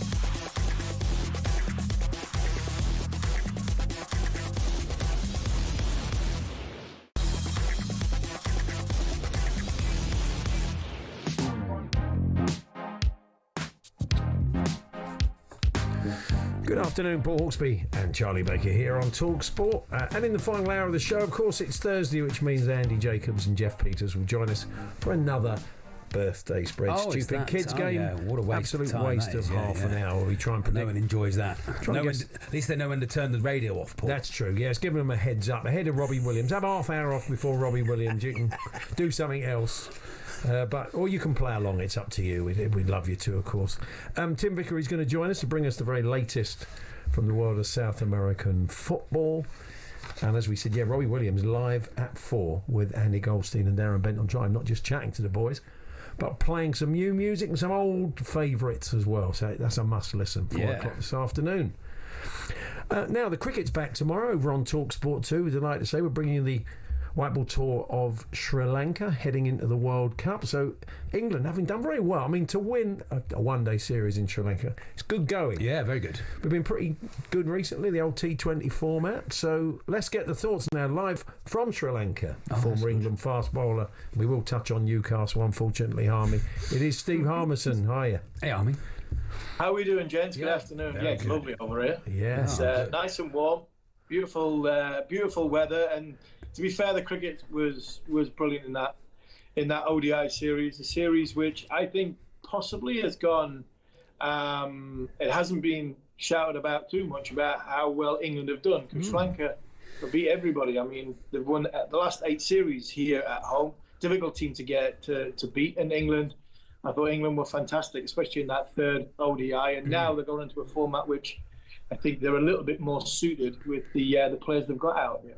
Yeah, well, you're right, Harmy. You should go into this with a lot of confidence, this T20 series, and hopefully go into the World Cup with a fair bit of confidence. Well, hopefully this is a great.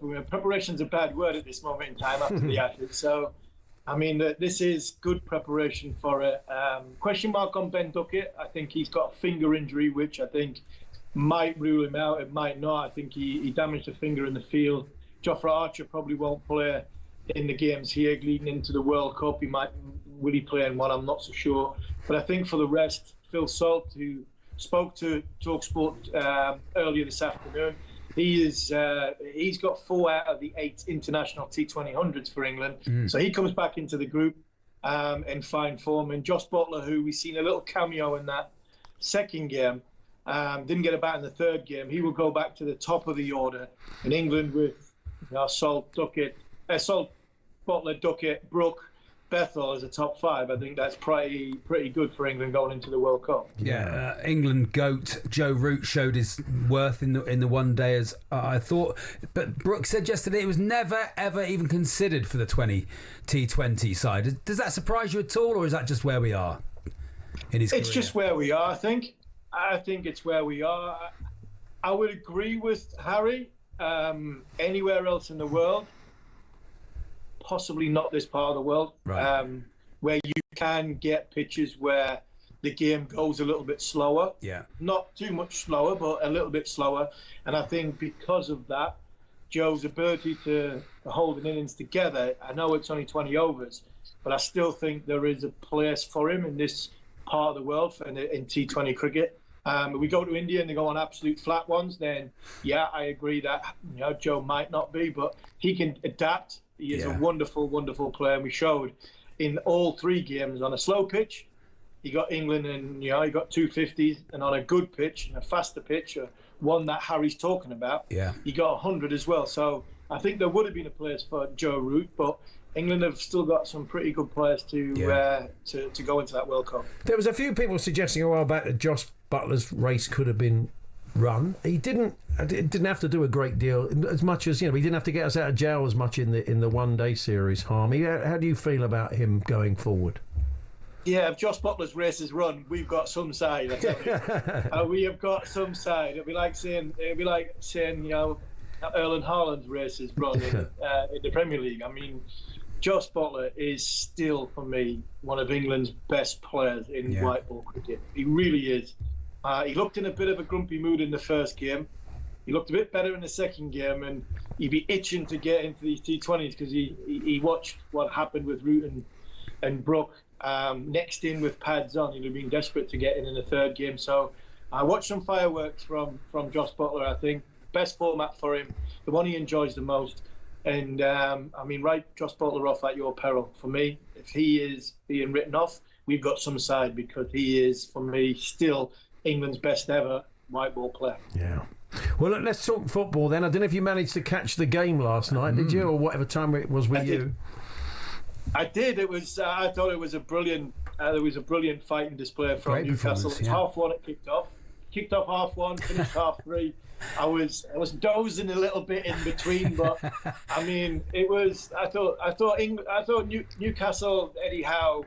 I thought the whole unit, whether it was Eddie Howe through to the coaching staff, the tactics that they had, the players executing the plans perfectly. I mean, Dan Burn coming back after he punctured his lung 6 weeks ago. Yeah. And then with what injury that Grimares, I think it was a great all-round team effort. 5 at the back, and really nullified the best team in Europe last season, best player in Europe last season, and could have nicked it in the end. And it would have been great if we had finished in the top 8 for the games that we don't need to be playing, because it's going to go 55 plus now for Newcastle. But I think if anybody offered Newcastle at the start of the Champions League campaign, we'd be in the knockout phases. Going to Paris, drawing 1-1 the way we did, I think Newcastle fans would have took it. But yeah, I mean, I was so pleased and so proud of Newcastle last night. Did you wake the people up in the other room when that ball sort of flashed across the goal to Harvey Barnes? Fortunately, you know what? The hotel last night wasn't that full, because all of the travelling group stayed in Colombo for one night. So me, Scott, and George from the Barmy Army travelled up by ourselves. So we're in a little bit of an emptier hotel. So when Willock scored, the decibel did go up. It woke myself up more than anything else. But I mean, I thought Joe Willock was very good again last night as well, somebody who hasn't played that much. But all in all, I thought it was a great display and a great fighting effort from everybody involved in Newcastle. Now, we spoke to Andy Brassel earlier on, and you're going to play Monaco or Karabag. And on the face of it, you think, oh, I'd rather play Karabag. But Andy was saying, not so. He was saying he'd rather be playing Monaco at the moment. We'll find out on Friday, I'm sure. Yeah, I think Monaco, obviously from a travel point of view, I think that would probably suit Newcastle with the amount of games and the quick turnaround and where it is from a geographical point of view. Yeah. I don't think they'll be bothered. I mean, if we get through that, it's Chelsea or Barcelona. Anybody at St James's Park is in for a tough night, and I think that with a two-legged affair, I think Newcastle will be saying, Newcastle fans will be saying, bring it on. So wherever they have to go, whether it is Karabag or Monaco, I think Newcastle are just happy to be in there and say, right, whatever it comes, we'll take you to St James's Park and we'll be in for a great night. Nice trip. Well, they hear a lot of Geordie voices when they go in the bars going, how much? Might be cheap. We say that in Newcastle now. Yeah. Do you still need a proper striker, Steve, just before you go? I mean, Wissa's getting fit. He seems to be firing him a bit, but I feel like you're still missing Isak, and you're not going to replace that straight away, are you? No, you're not going to replace that straight away, and I think it's important that the responsibility is shouldered, the burden shouldered across the board. But the more games Johan Wissa plays, the better he'll become. I think the more games Nick Waldemar plays, the better he'll become within the group itself. Because going from Alexander Isak and playing in the way that he plays, try and replace Erling Haaland. Isak's in that bracket. He was in that bracket when he was at Newcastle. And I think that is something I think Newcastle are still trying to come to terms with. But the more Wissa plays, he gives them something different going in behind. And Walter gives them something different from a hold-up physical point of view. I think it's just about the teams getting used to playing with both different types of strikers. Do we need another one? I think it would muddy the water a little bit. We've just got to try and hopefully get the two that we've got to sort of start producing a little bit more from an end product, from a goals point of view. And that will be ideal for Eddie Howe and the rest of the group. Harmy, we'll hear from you tomorrow. Thanks a lot. Cheers, Steve. Cheers, boys. There we are. Steve Harmison there from England Fast Bowler, part of our commentary team, bringing you now the T20 series between Sri Lanka and England. Ball by ball commentary on talkSPORT 2 tomorrow of the first T20. It's on the talkSPORT Cricket YouTube channel as well. Coverage starts at 1, play underway at 1:30. You can also pick up the following on podcast for all the best reaction to the day's play. So you can head over to the talkSPORT Cricket YouTube channel or listen on the talkSPORT app. And of course, we'll have regular updates throughout the show, myself and Andy, tomorrow. But Tim Vicker is going to join us next, live from Rio. We're going to look at some of the big stories in the world of South American football. We're here with Tool Station. Stay one step ahead, whatever the job. Next stop, Tool Station.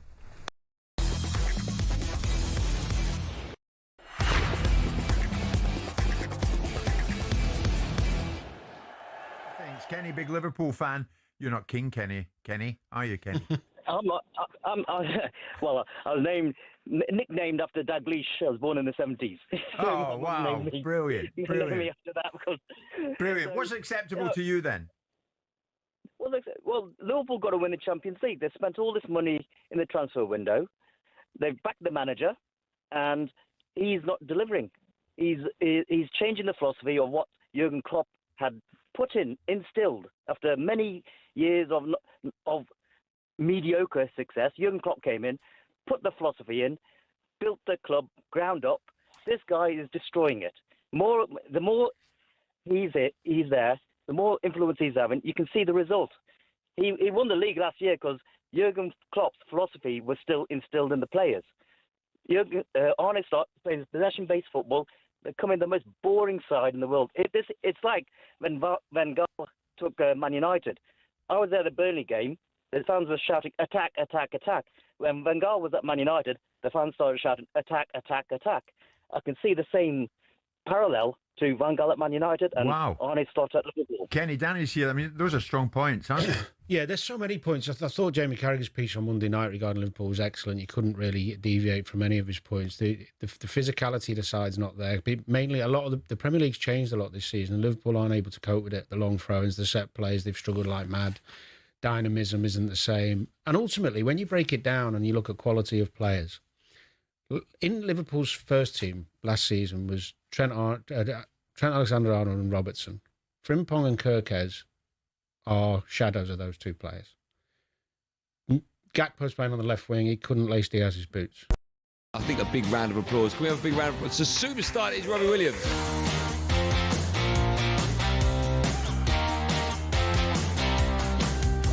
Because, like, I had this idea about a Ryder Cup European boy bands versus American boy bands in a scrap.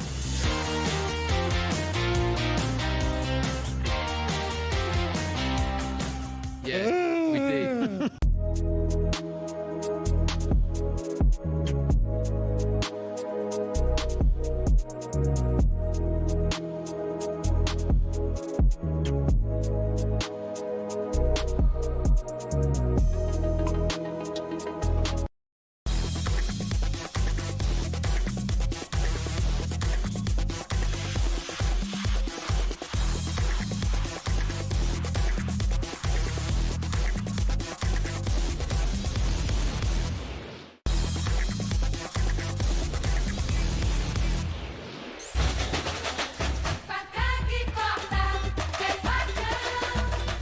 It is time now to talk South American football, as always, with our man in Rio, Tim Vickery. Hey, Tim. Hello, Tim.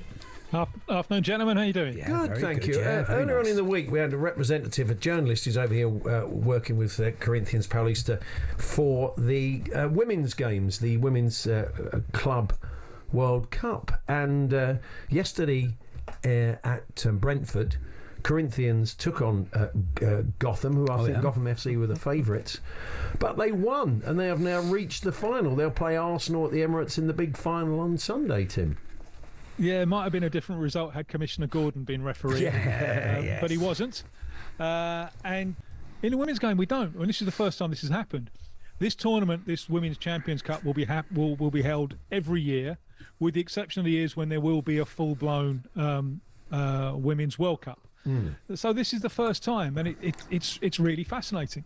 And it was a backs-to-the-wall effort by Corinthians, but, you know, as you found out, you know, coming over to Brazil for the World Cup, the culture of the game is all about winning. If you have to dig deep to win, you do it. And if they're going to get past Arsenal and win the title on Sunday, they're going to have to dig deep again. It's going to be another backs-to-the-wall counter-attack effort, but there's a lot of experience and there's a lot of fighting spirit. And if you're in the West London area on Sunday, I can't think of many better things to do than to go along and watch this match. No, that'd be great. Yeah. So has that had a fair bit of coverage since they won it in Brazil, Tim? Yes. The hour of the kick-off time for their game yesterday was 9:30 in the morning. That's not great, is it? No. That's not great. Sundays will be far better, so it will get a bigger audience, and it will be a big thing because there's a title at stake. No, it's gonna be great. It's gonna be terrific. You know, Arsenal against Corinthians. You could see it, given that Corinthians wear kind of white shirts and dark shorts. You could see it as a transatlantic version of the North London Derby. Yeah, that's nice. Yeah, get behind them. I'm not sure that's a good thing at the moment.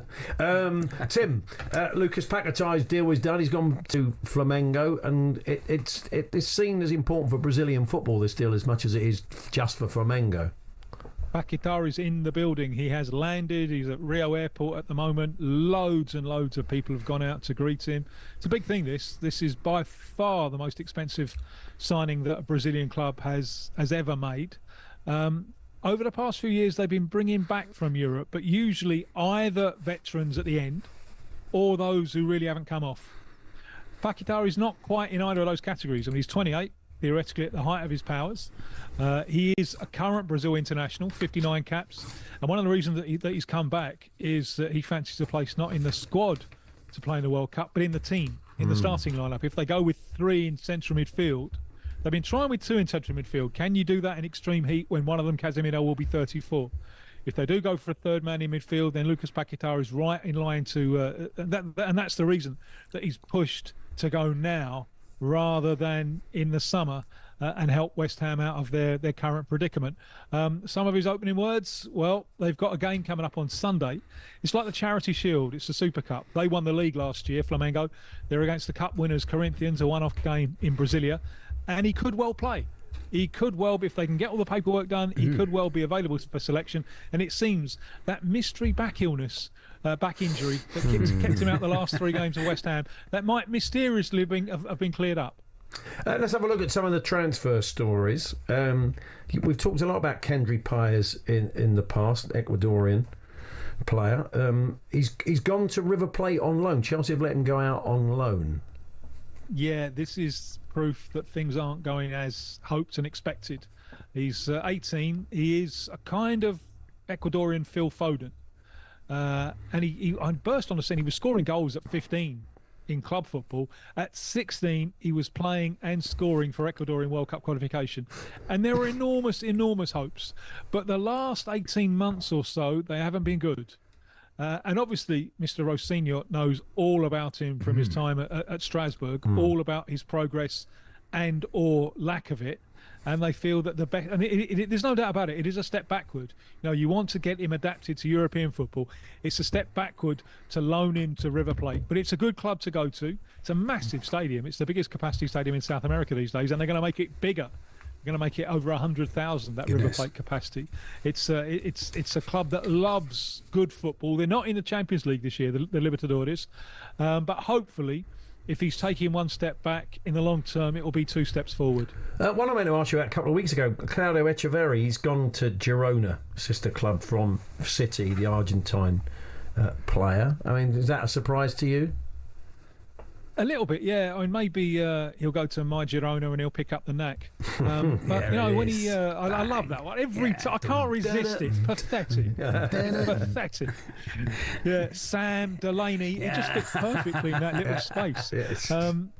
Yeah. I mean, I thought and I hoped that he'd get more of a go at City. And you remember when he came on, he made his debut in the FA Cup final, and there were things happening straight away. There were things happening. Electric little buzzsaw of a figure. And he scored for City in the Club World Cup in the summer. And then it was a surprise to me that they loaned him to Germany, and it hasn't worked out there. So he's gone to Spain. I think he's a massive talent, Hopefully, again, this is a case of step back to take steps forward in the future, because I think he's got something. I think he's really, really talented. And Brazilian League has kicked off earlier than usual, I'm guessing because of the World Cup. No, it's more than that. It's because they're trying to. The calendar is complicated in Brazil. It's tough organising a national calendar for a country of the size and the characteristics of Brazil. So usually the Brazilian League kicks off late March, early April, but they've rejigged the calendar to start it now. So it kicked off last night, and it will run. At the moment, it's only running midweek. They've got these horrible state championships running at the weekend. But in the end, and quite soon, it will take over. So it's starting much, much earlier than usual.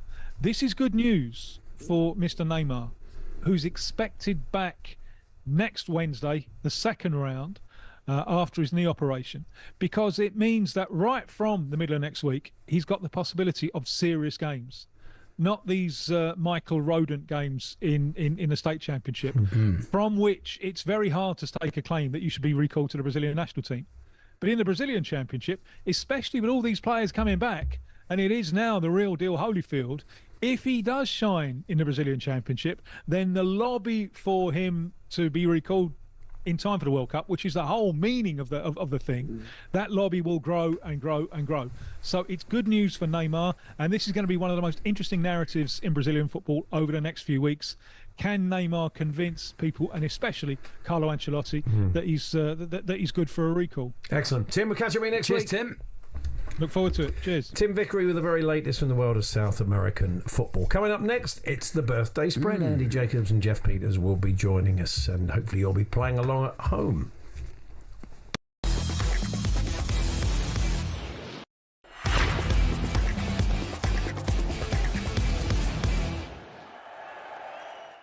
"12 months ago, when Palmer was fit, who do you take, Fernandes or Palmer? Palmer. Yeah. Because now your excuse is he's not fit. Hence, we're not seeing the best of him. Which I do agree with you. You have a point. Here's a question on that. for you, Sammy. Man United, moving forward, Bruno Fernandes or Cole Palmer? Moving forward.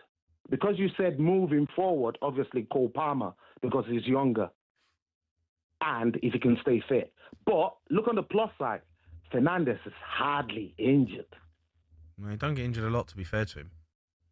Doesn't get injured a lot. No, the injuries are... He produces every week as well, though, mate. I know, like, he gets a bad rap, I think, but...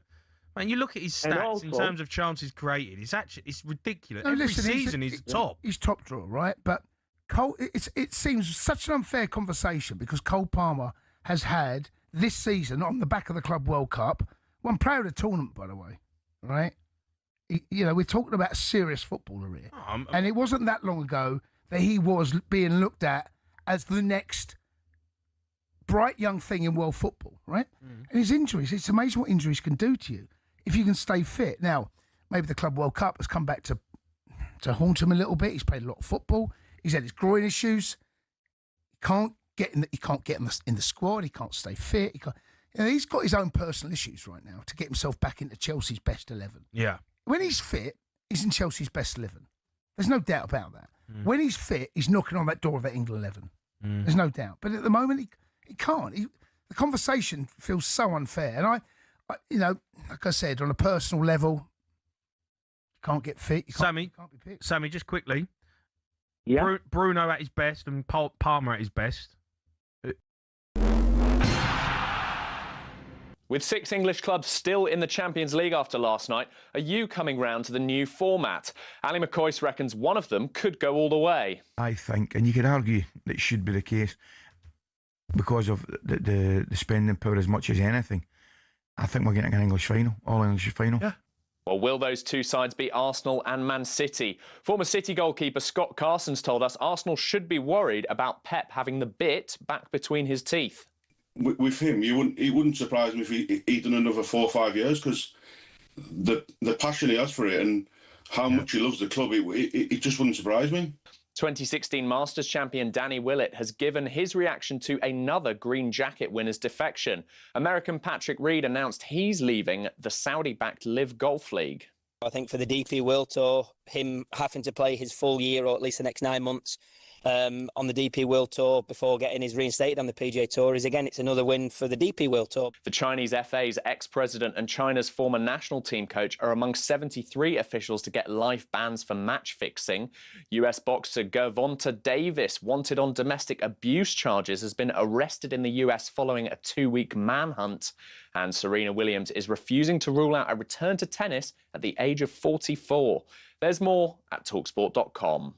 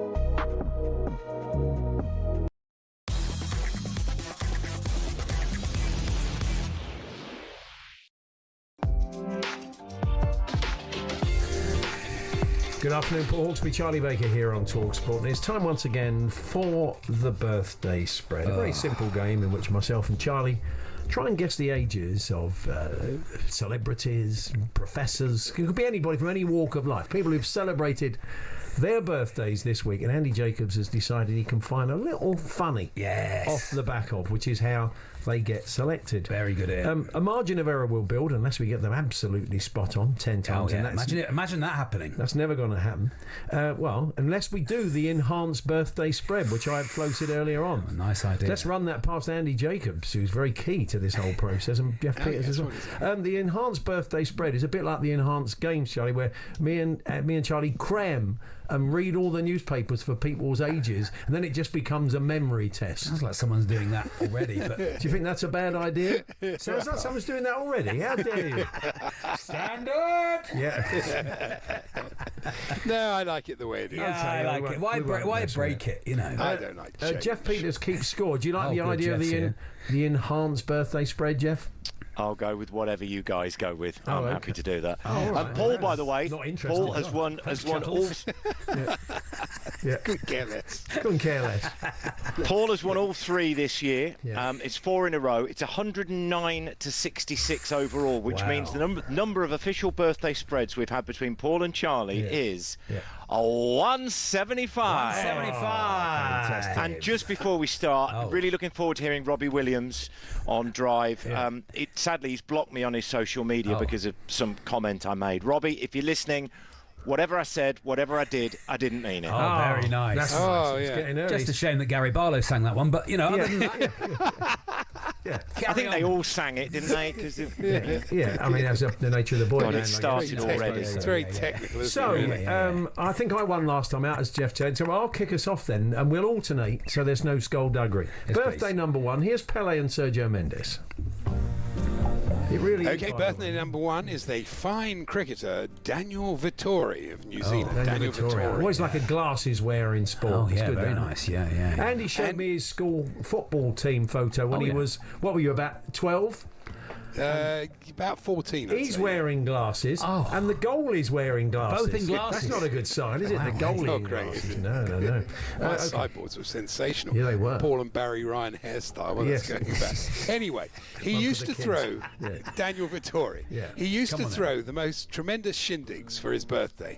Last year, I was really enjoying it until some MPs showed up. Thankfully, after 10 minutes, they beat a hasty retreat. Robert Jenrick and Suella Braverman couldn't wait to leave the Vittori party. Oh, very nice. Well, I'd say Andy, it was very good. I mean, Mock the Week, they're booking. Yeah, they are booking. Yeah, I've got a similar-ish sort of gag to that, but Andy's is better. All right. Oh, I see. Okay.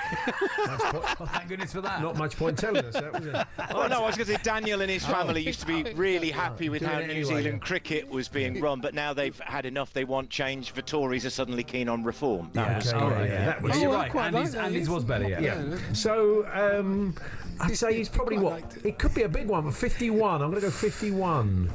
I think he played into his late 30s. You're about right there, you know. Must be 9-10 years. Maybe slightly younger. Let's go 50. This is happy birthday, the bullseye. 47. 47, okay. Sorry, Dan, you went a bit high. Yeah. It's the glasses. It's the glasses. What's the scores, Jeff? It's Paul 4, Charlie 3. Didn't actually need the glasses. They were just a... Well, they were like a cool look. Just a cool look. I think he did. Thought he'd be different. Plain glass he had in the match. He did. Yeah, that's it. Edgar Davids. Yeah. No, he had an eye complaint. Oh, did he? Yeah. Okay, so birthday number 2 then, Andy. The singer and songwriter Neil Diamond. Oh, yeah. And Neil was showing me. Who? Neil was showing me around his massive garden when we came across a large hole spouting a tall column of hot water. It was a diamond geyser. Oh, okay. Very nice. Well, recently I heard here we go. a former. Hang on a minute, Jeff's got something to say. Go on, Jeff. I heard a former Coventry and Birmingham winger singing one of Neil's film soundtracks while sitting on some boulders. It was Peter Unlove on the Rocks. Oh, nice, yeah. Oh, beautiful. And then what happened? Yeah, then what? Yeah, exactly. Yeah. What's Neil Diamond? He's got to be I didn't say anything, Jeff. I let you do it. I was just thinking it. 80. Andy said the quiet bit out loud. 87. Yeah, he's up there, Paul, isn't he? What a beautiful noise. Well, I can't hear it. Not with these hearing aids in. 87. It's got to be, hasn't it? 89. 89.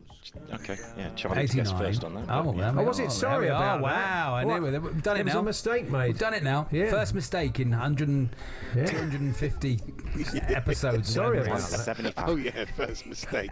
Okay. Do we want to know his age? Yeah, please. That's the game, I think. 85. Oh, 85. So... it went the wrong way. Paul 2 out onto 6, Charlie 4 out onto 7. Okay, sorry about that, Charlie. Hope we won't use it. If I do win, let's say the game see how should it be gets void. on. I'm a good loser, as we all know, so I'm very gracious. Birthday number 3 then, Andy. Is the singer-songwriter Alicia Keys. Oh, yeah. And she asked me to look after a priceless Ming vase, but unfortunately I dropped it. I didn't want to admit the damage, but Keys said to me, "Did you smash it?" Oh, blimey. Steady on. She's a big, I thought we were going to be having lost keys or something, but okay. She's a big cricket fan. Oh, is she? Not the players, but people like Dickie Bird, Rod Tucker, Billy Bowden. That's her umpire state of mind. Oh, I like that. That's very good. Yeah. I like that. Better than Andy working from the Blue Book. Topper for every birthday, Jeff. There's a very good blue routine, I hear. I have heard that. If I have to. What Mr. Baker really means there, of course. I'd say Alicia Keys is 44. I'm going to say 45. Ooh, 45. Okay, yes, very good. So after 3 birthdays. What a good game. It's 7-all. 7-all. 7-all, what a game. On to birthday. Very nice. Birthday number 4. Here we go. Okay, the very fine footballer from Netherlands, Chelsea and Barcelona, Ian Robin. No, Real Madrid, was it? Barcelona? We're going mad. Real Madrid. Anyway, was he? Real Madrid, of course it was. Ian Robin. Oh, yeah. And not many people know that his brother collects sales taxes for HMRC, even though they're inseparable. Not many people have met that man and Robin. Oh, that's very good. Yeah. I saw Ian on holiday. He's got one for every single one. When did you send Andy? When did you send him these? 3 weeks ago. Afraid Robbie Williams is cancelled with Jeff. So I saw Ian on holiday. He was in the swimming pool, incredibly sunburnt. Oh yeah. His head was above the water, head below the water, above the water, below the water. I was watching the red robin go bobbing along. It was a lot, wasn't it? Yeah, it was a lot. It was a lot, wasn't it? I've got Jeff Fatigue for these jokes at the moment. Jeff Fatigue, great player. Great Only player, one more Jeff coming. Fatigue. Only one more left. Don't worry. Okay. Is it me? It's you. Yeah. Ian Robin. Yeah. Yes. 42. I think I've gone too old. No, I don't think you have. I'd 43. Another direct hit for Charlie, 42. Oh, well, yes. Play, Charlie. This is very good. What's a player? So what's the scores, Jeff? Superb at it. Charlie Baker standard. It's Paul 8, Charlie 7.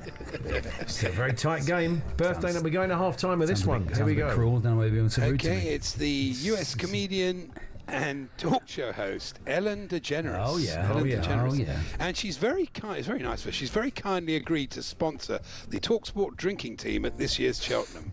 We're going to be known as Ellen's Degenerates. Okay, very nice. Marmy.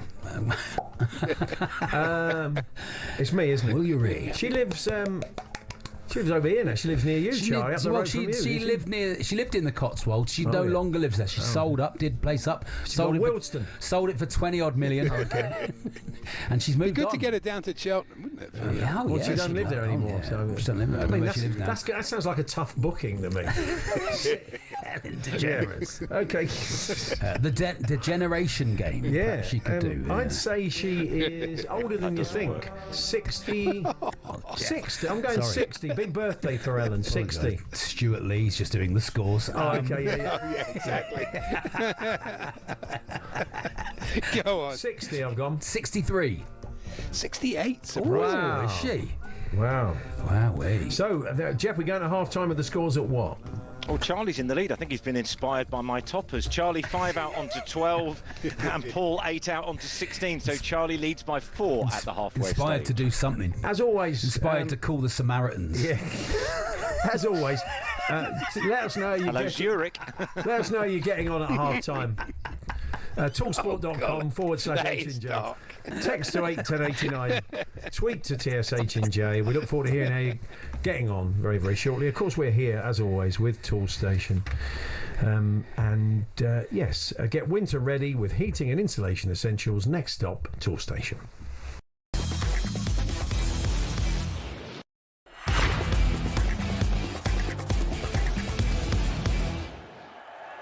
Let's go to Zach. He's an Arsenal fan. All right, Zach. Hi, Zach. Arsenal. Well done. Congrats. You finished top. Fair play to you.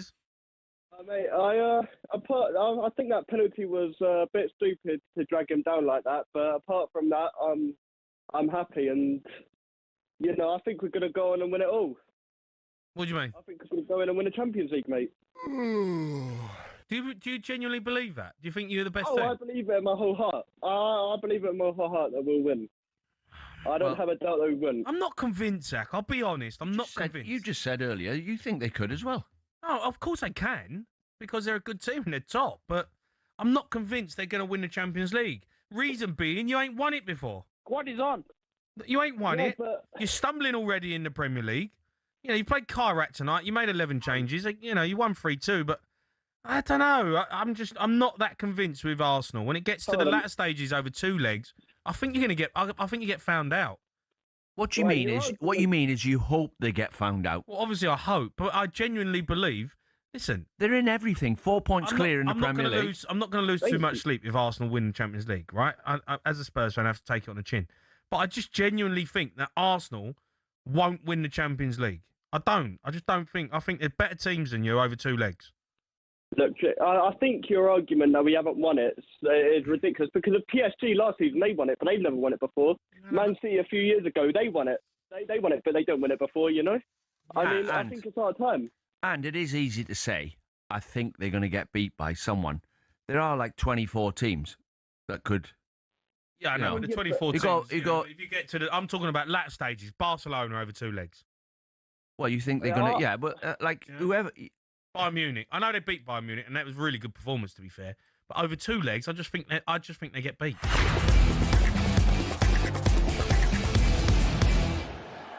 I think a big round of applause. Can we have a big round of applause? It's a superstar. It's Robbie Williams.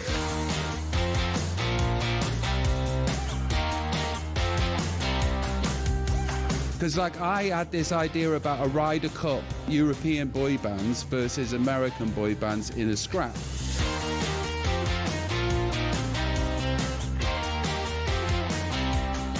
Yeah, we did.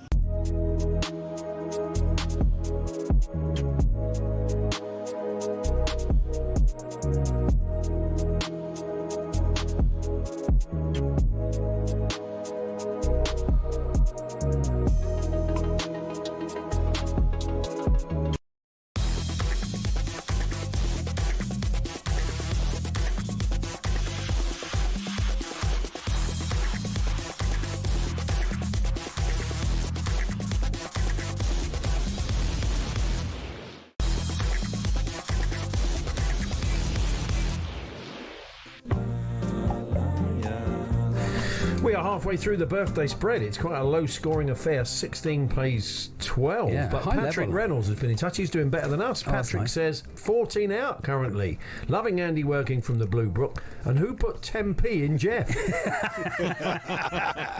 Nice, thank you, Patrick. Patrick says he's on 40. You can't check that, can we? So there we are. How's the other? There we are. Tony A's sent his own topper in. Hello, Tony. Robin made me a cup of tea once. I love an iron brew. One for you next year there. Yeah, Andy. Andy Kev's been in touch. No direct hits for me so far. 22 points. He's doing maths on a tissue this week. Kev from Harlow. Well done, Kev. On his lap, by the looks of things, in the car. Nice. Thank you, Kev. Thanks very much. I'm not sure I want any pictures of that. Anyway, no, move don't on. see a tissue. Don't want to see a tissue in your lap in the car. Thank you. We'll move on. You're all right. No. So, Charlie's going to Never lead us mind me. off. Birthday number 6. Here we go. Birthday number 6, the conductor, violinist, music and artistic director of the Los Angeles Philharmonic, Gustavo Dudamel. And I was working on a remake of the classic cartoon Bugs Bunny, and I wanted Gustavo to voice all the characters, but he wouldn't even take my call. He gave me a Dudamel blank. Oh, nice. That's good. No idea of you, Paul. No a clue. Is he still in the game? Do we know? Still in the game. Yeah. Okay. Still in the old. How old is he? Just out of interest, how old is he? If you run into him, do you say, "Hello, Carlos? You still involved in the old conducting game?" Yeah. Yes. Yeah. He'd say my name's Gustavo, not Carlos. Oh, sorry. Still doing the old conducting, are you? You're still doing the old conducting? I haven't seen you for years. Your mum's friend seeing you at Christmas. You still conducting, you still LA Philharmonic, are you? Your mum would be proud. 68. 63. 45. Oh, no. Terrible. Sorry, very Carlos. difficult. Sorry, Carlos. Dreadful. / Gustavo. What's the scores then, Jeff? That's a nightmare. That was a disaster. Yeah, Paul 18 out, Charlie 23 out. It's a ding-dang-do. The lead is switching from one to the other. Still It's now working Paul out. 34, Charlie 35. So Paul in the lead by 1. Very good. Wow, okay. Very So on good. to birthday number 7 for me. Birthday number 7 is Princess Caroline of Hanover. Oh, yeah. Princess Caroline of Hanover. And I saw her at Cheltenham with Alan and Ray after a heavy night at John Joe O'Neill's yard.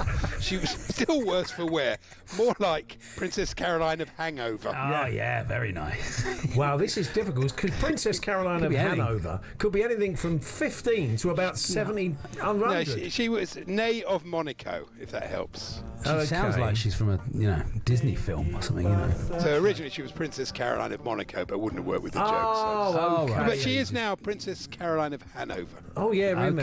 Okay. Yeah, we remember Princess Caroline, don't we? Don't we remember as Albert's sister, isn't it? I think. All right, Paul. Isn't it Grace Kelly's Is that daughter? Albert's sister? Is that Albert? Are you still doing the old conducting? How's your mum? Albert's sister. You a fan of Prince Albert, Charlie? No, it's all gone today. It's all gone out the window. Why do my own time's up to me, Paul? I'd say she is 57. Could be older than that. I don't know, Paul. What am I one out? I've got to stay in, you Go on see. then. Can't just go mad, can you? Go on then.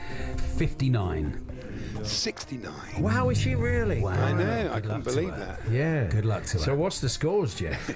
So Charlie retakes the lead. He's 10 out onto 45. Paul 12 out onto 46. Great so game today, Charlie isn't it? leading by 1. What 3 a to go. game. What a game. I hope Robbie Williams is playing upstairs when he goes on. Yeah, he will be. He's on at 4, playing live in the studio with Benty and Andy this afternoon. So no, gonna be seriously, tremendous. Yeah, listen in. He's going to be on this afternoon with the guys. Okay, back to Charlie for birthday number 8. Okay, birthday number 8, and let's see what he does for a living. He is a diplomat and UK ambassador to China, well, from 2002 to 2006. Sir Christopher Hum, H-U-N, Sir Christopher Hum. And we were on a pub crawl, actually, when Sir Christopher butted out early. It was Hum the first few bars, and we did the rest. Hey, that's very good. Well, you often hear him at Lord's Cricket Ground. Oh, yeah. And he and Sir Simon Rattle are big fans of a 1988 album from U2. Oh, yeah. Yeah, it would be the Hum and Rattle. Yeah, the Joshua Tree. They love that. That's it. Yeah. Love that. So, shut up. How old's the boy? They love the Joshua Tree. How old's the boy? They do. They do. With or without you, never. Simon Rattle could never stop singing it. No, that's it. He could. I saw Robbie earlier. Actually, Did you? I said, sorry to keep you, Robbie. He said it's all right. I'll sit and wait. Oh, well, nice. I'll sit and wait. I just, that's good. Yeah. What does he do? And what is his name? He was a diplomat from 2002 to 2009. Yeah. Yeah. Right. Was he indeed? Yeah. Okay. 80.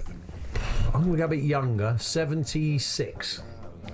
Charlie's third direct hit of the Wow. day. 80. Read all about it. What? All the Oh yeah, he's in the paper. All the half This time. bloke Andy's Well, that's where Charlie dredged gets up from them somewhere. That's where Charlie gets them from. Christopher Andy Hum gets it Weekly, I get it. Yeah. Talkie Courier. Evening Herald. That would have what it would be in Plymouth High Street. All 4 out onto 50. Charlie, third direct hit, stays on 45. 5 in the lead. Charlie, 2 to It's a go. good game, actually, isn't it? It's a fun Yeah, game. you enjoying it? Yeah, I'm enjoying it. I Yeah, thought you it's might good. be, yeah. Feels a bit more like grown up this week. Okay. On to a birthday. Okay, I'll soon change that. Birthday number 9. As I bring in one of my favourites, I make no apologies for reprising this one. Yes. It's Lord Paul Bew. Lord Paul Bew Lord Paul of Bew. Queen's University, Belfast, Oh, yeah. historian and professor of Irish politics, Lord Paul Bew. And every year, as you know, I like to attend his party with Hugh Wozencroft, Chelsea midfielder Ellen Cuthbert, Raymond van Barneveld, Andy Dibble, Charlie Mulgrew, and the American soccer player Jennifer Grubb. All together now, Bew, Hugh, Barney Mulgrew, Cuthbert, Dibble, and Grubb. Oh, lovely. The music. Now listen to this. Just be quiet and listen. Here we go. Oh, very nice. Pew, Barney McGrew, Cuthbert, Dibble. Sir Johnny Weaver. Jeff, fantastic. It's made an effort. Brilliant. That was really good. top level, wasn't it? Do you want to hear that again? Yeah. Sir Johnny Weaver. That was the original. He's like Brian Eno, isn't he? Oh, he really is. I'm proud of that. It really is, isn't really it? good. Finally, 175 episodes. Jeff's done something good. That's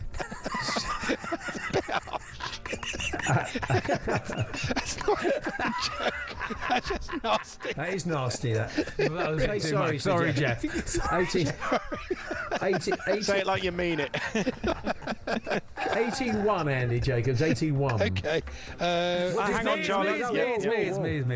Yeah. 81, I'm 5 behind, 5 in front. Yeah. 84.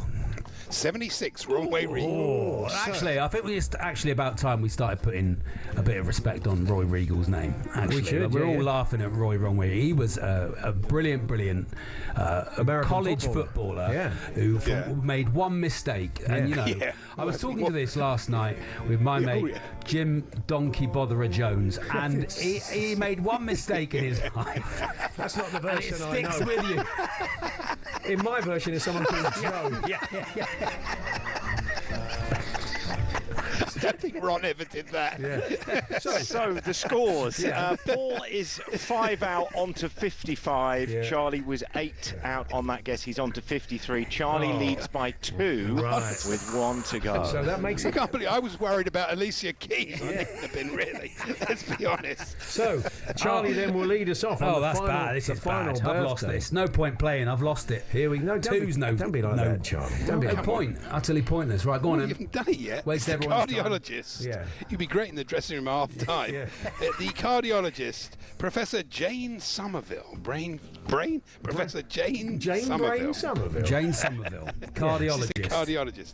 I remember knocking on her door when I was caught short. I needed to go so badly. By the time I answered, my voice was a high-pitched squeal. I said to her, "I'm dying for a Jimmy Somerville, and don't leave me this way." I said. She slammed the door in my face. She's just a cardiologist. Why would she be in the paper? Has she done something? She's an eminent. I'm guessing she's an eminent preeminent cardiologist. Who isn't? They say she was people's voted lives. worst cardiologist. Yeah, no, but she you know, wasn't. She wasn't. But yeah, I know. But to be in the, she to be in the, she's not like just qualified, is she? You know what I mean? I don't know. She's a professor. Newly qualified cardiologist Jane Somerville. Professor. Yeah. Jane Somerville. What do you think? Cardiologist. And you've only got to get 2. Okay, well. It's got to be 3 either way. Yeah. Go on. What stupid. Go for it. How old is she? Whatever I say is going to be wrong. So no, Charlie, go for it. You're going to win. Go for it, Charlie. 63. I will go 66. 93. She's not a cardiologist, is she? She's not a practicing cardiologist. She is. Is she? I can only go by the 93. description She's in the turning up. paper. Oh yeah, here she is. Jane's in to do your heart. I'm booking her in to do your heart. Oh yeah, next lovely. Wednesday. What a stupid. Well, that's what I mean. She's not a cardiologist, is she? She's still operating, She's apparently. not operating at 93. Did you still enjoy that game? Did you still enjoy it? It's a kid's game. Yeah. And what a waste of time like that for that to be the end of it. Yeah, it's true. It was a bit It was a disappointing. bit of an anticlimax. Rubbish. Really. What can you do? Rubbish. Thank you, Jeff. Barney McGrew. Sir Johnny Weaver. Yeah. So final scores: Paul 82, Charlie 83. It's 4-0 to Paul this year, 5 in a row, Terrible game. and 110 to 66. So well done, Sue's to happy, though. Paul. Yeah. Well, as long as Sue's happy, Andy. Yeah. Thank you, Jeff. Catch up with you next week. Thank you, lads. Thank you, Andy. See you tomorrow. Cheers. I'll be back. We'll have some fresh clips of the week and Stan Colin, all the regular Fridays. You're back on Saturday with Max. 10 till 1 with Max Saturday, and then 2 till 6 Virgin Radio. Brilliant. Do not go anywhere, because coming up in Drive this afternoon, Robbie Williams is in the studio chatting to the lads, playing some stuff from his new album, playing a few old favourites. So really, you don't want to go anywhere. So stay tuned to talkSPORT. Robbie Williams and the boys up next. Have a good evening.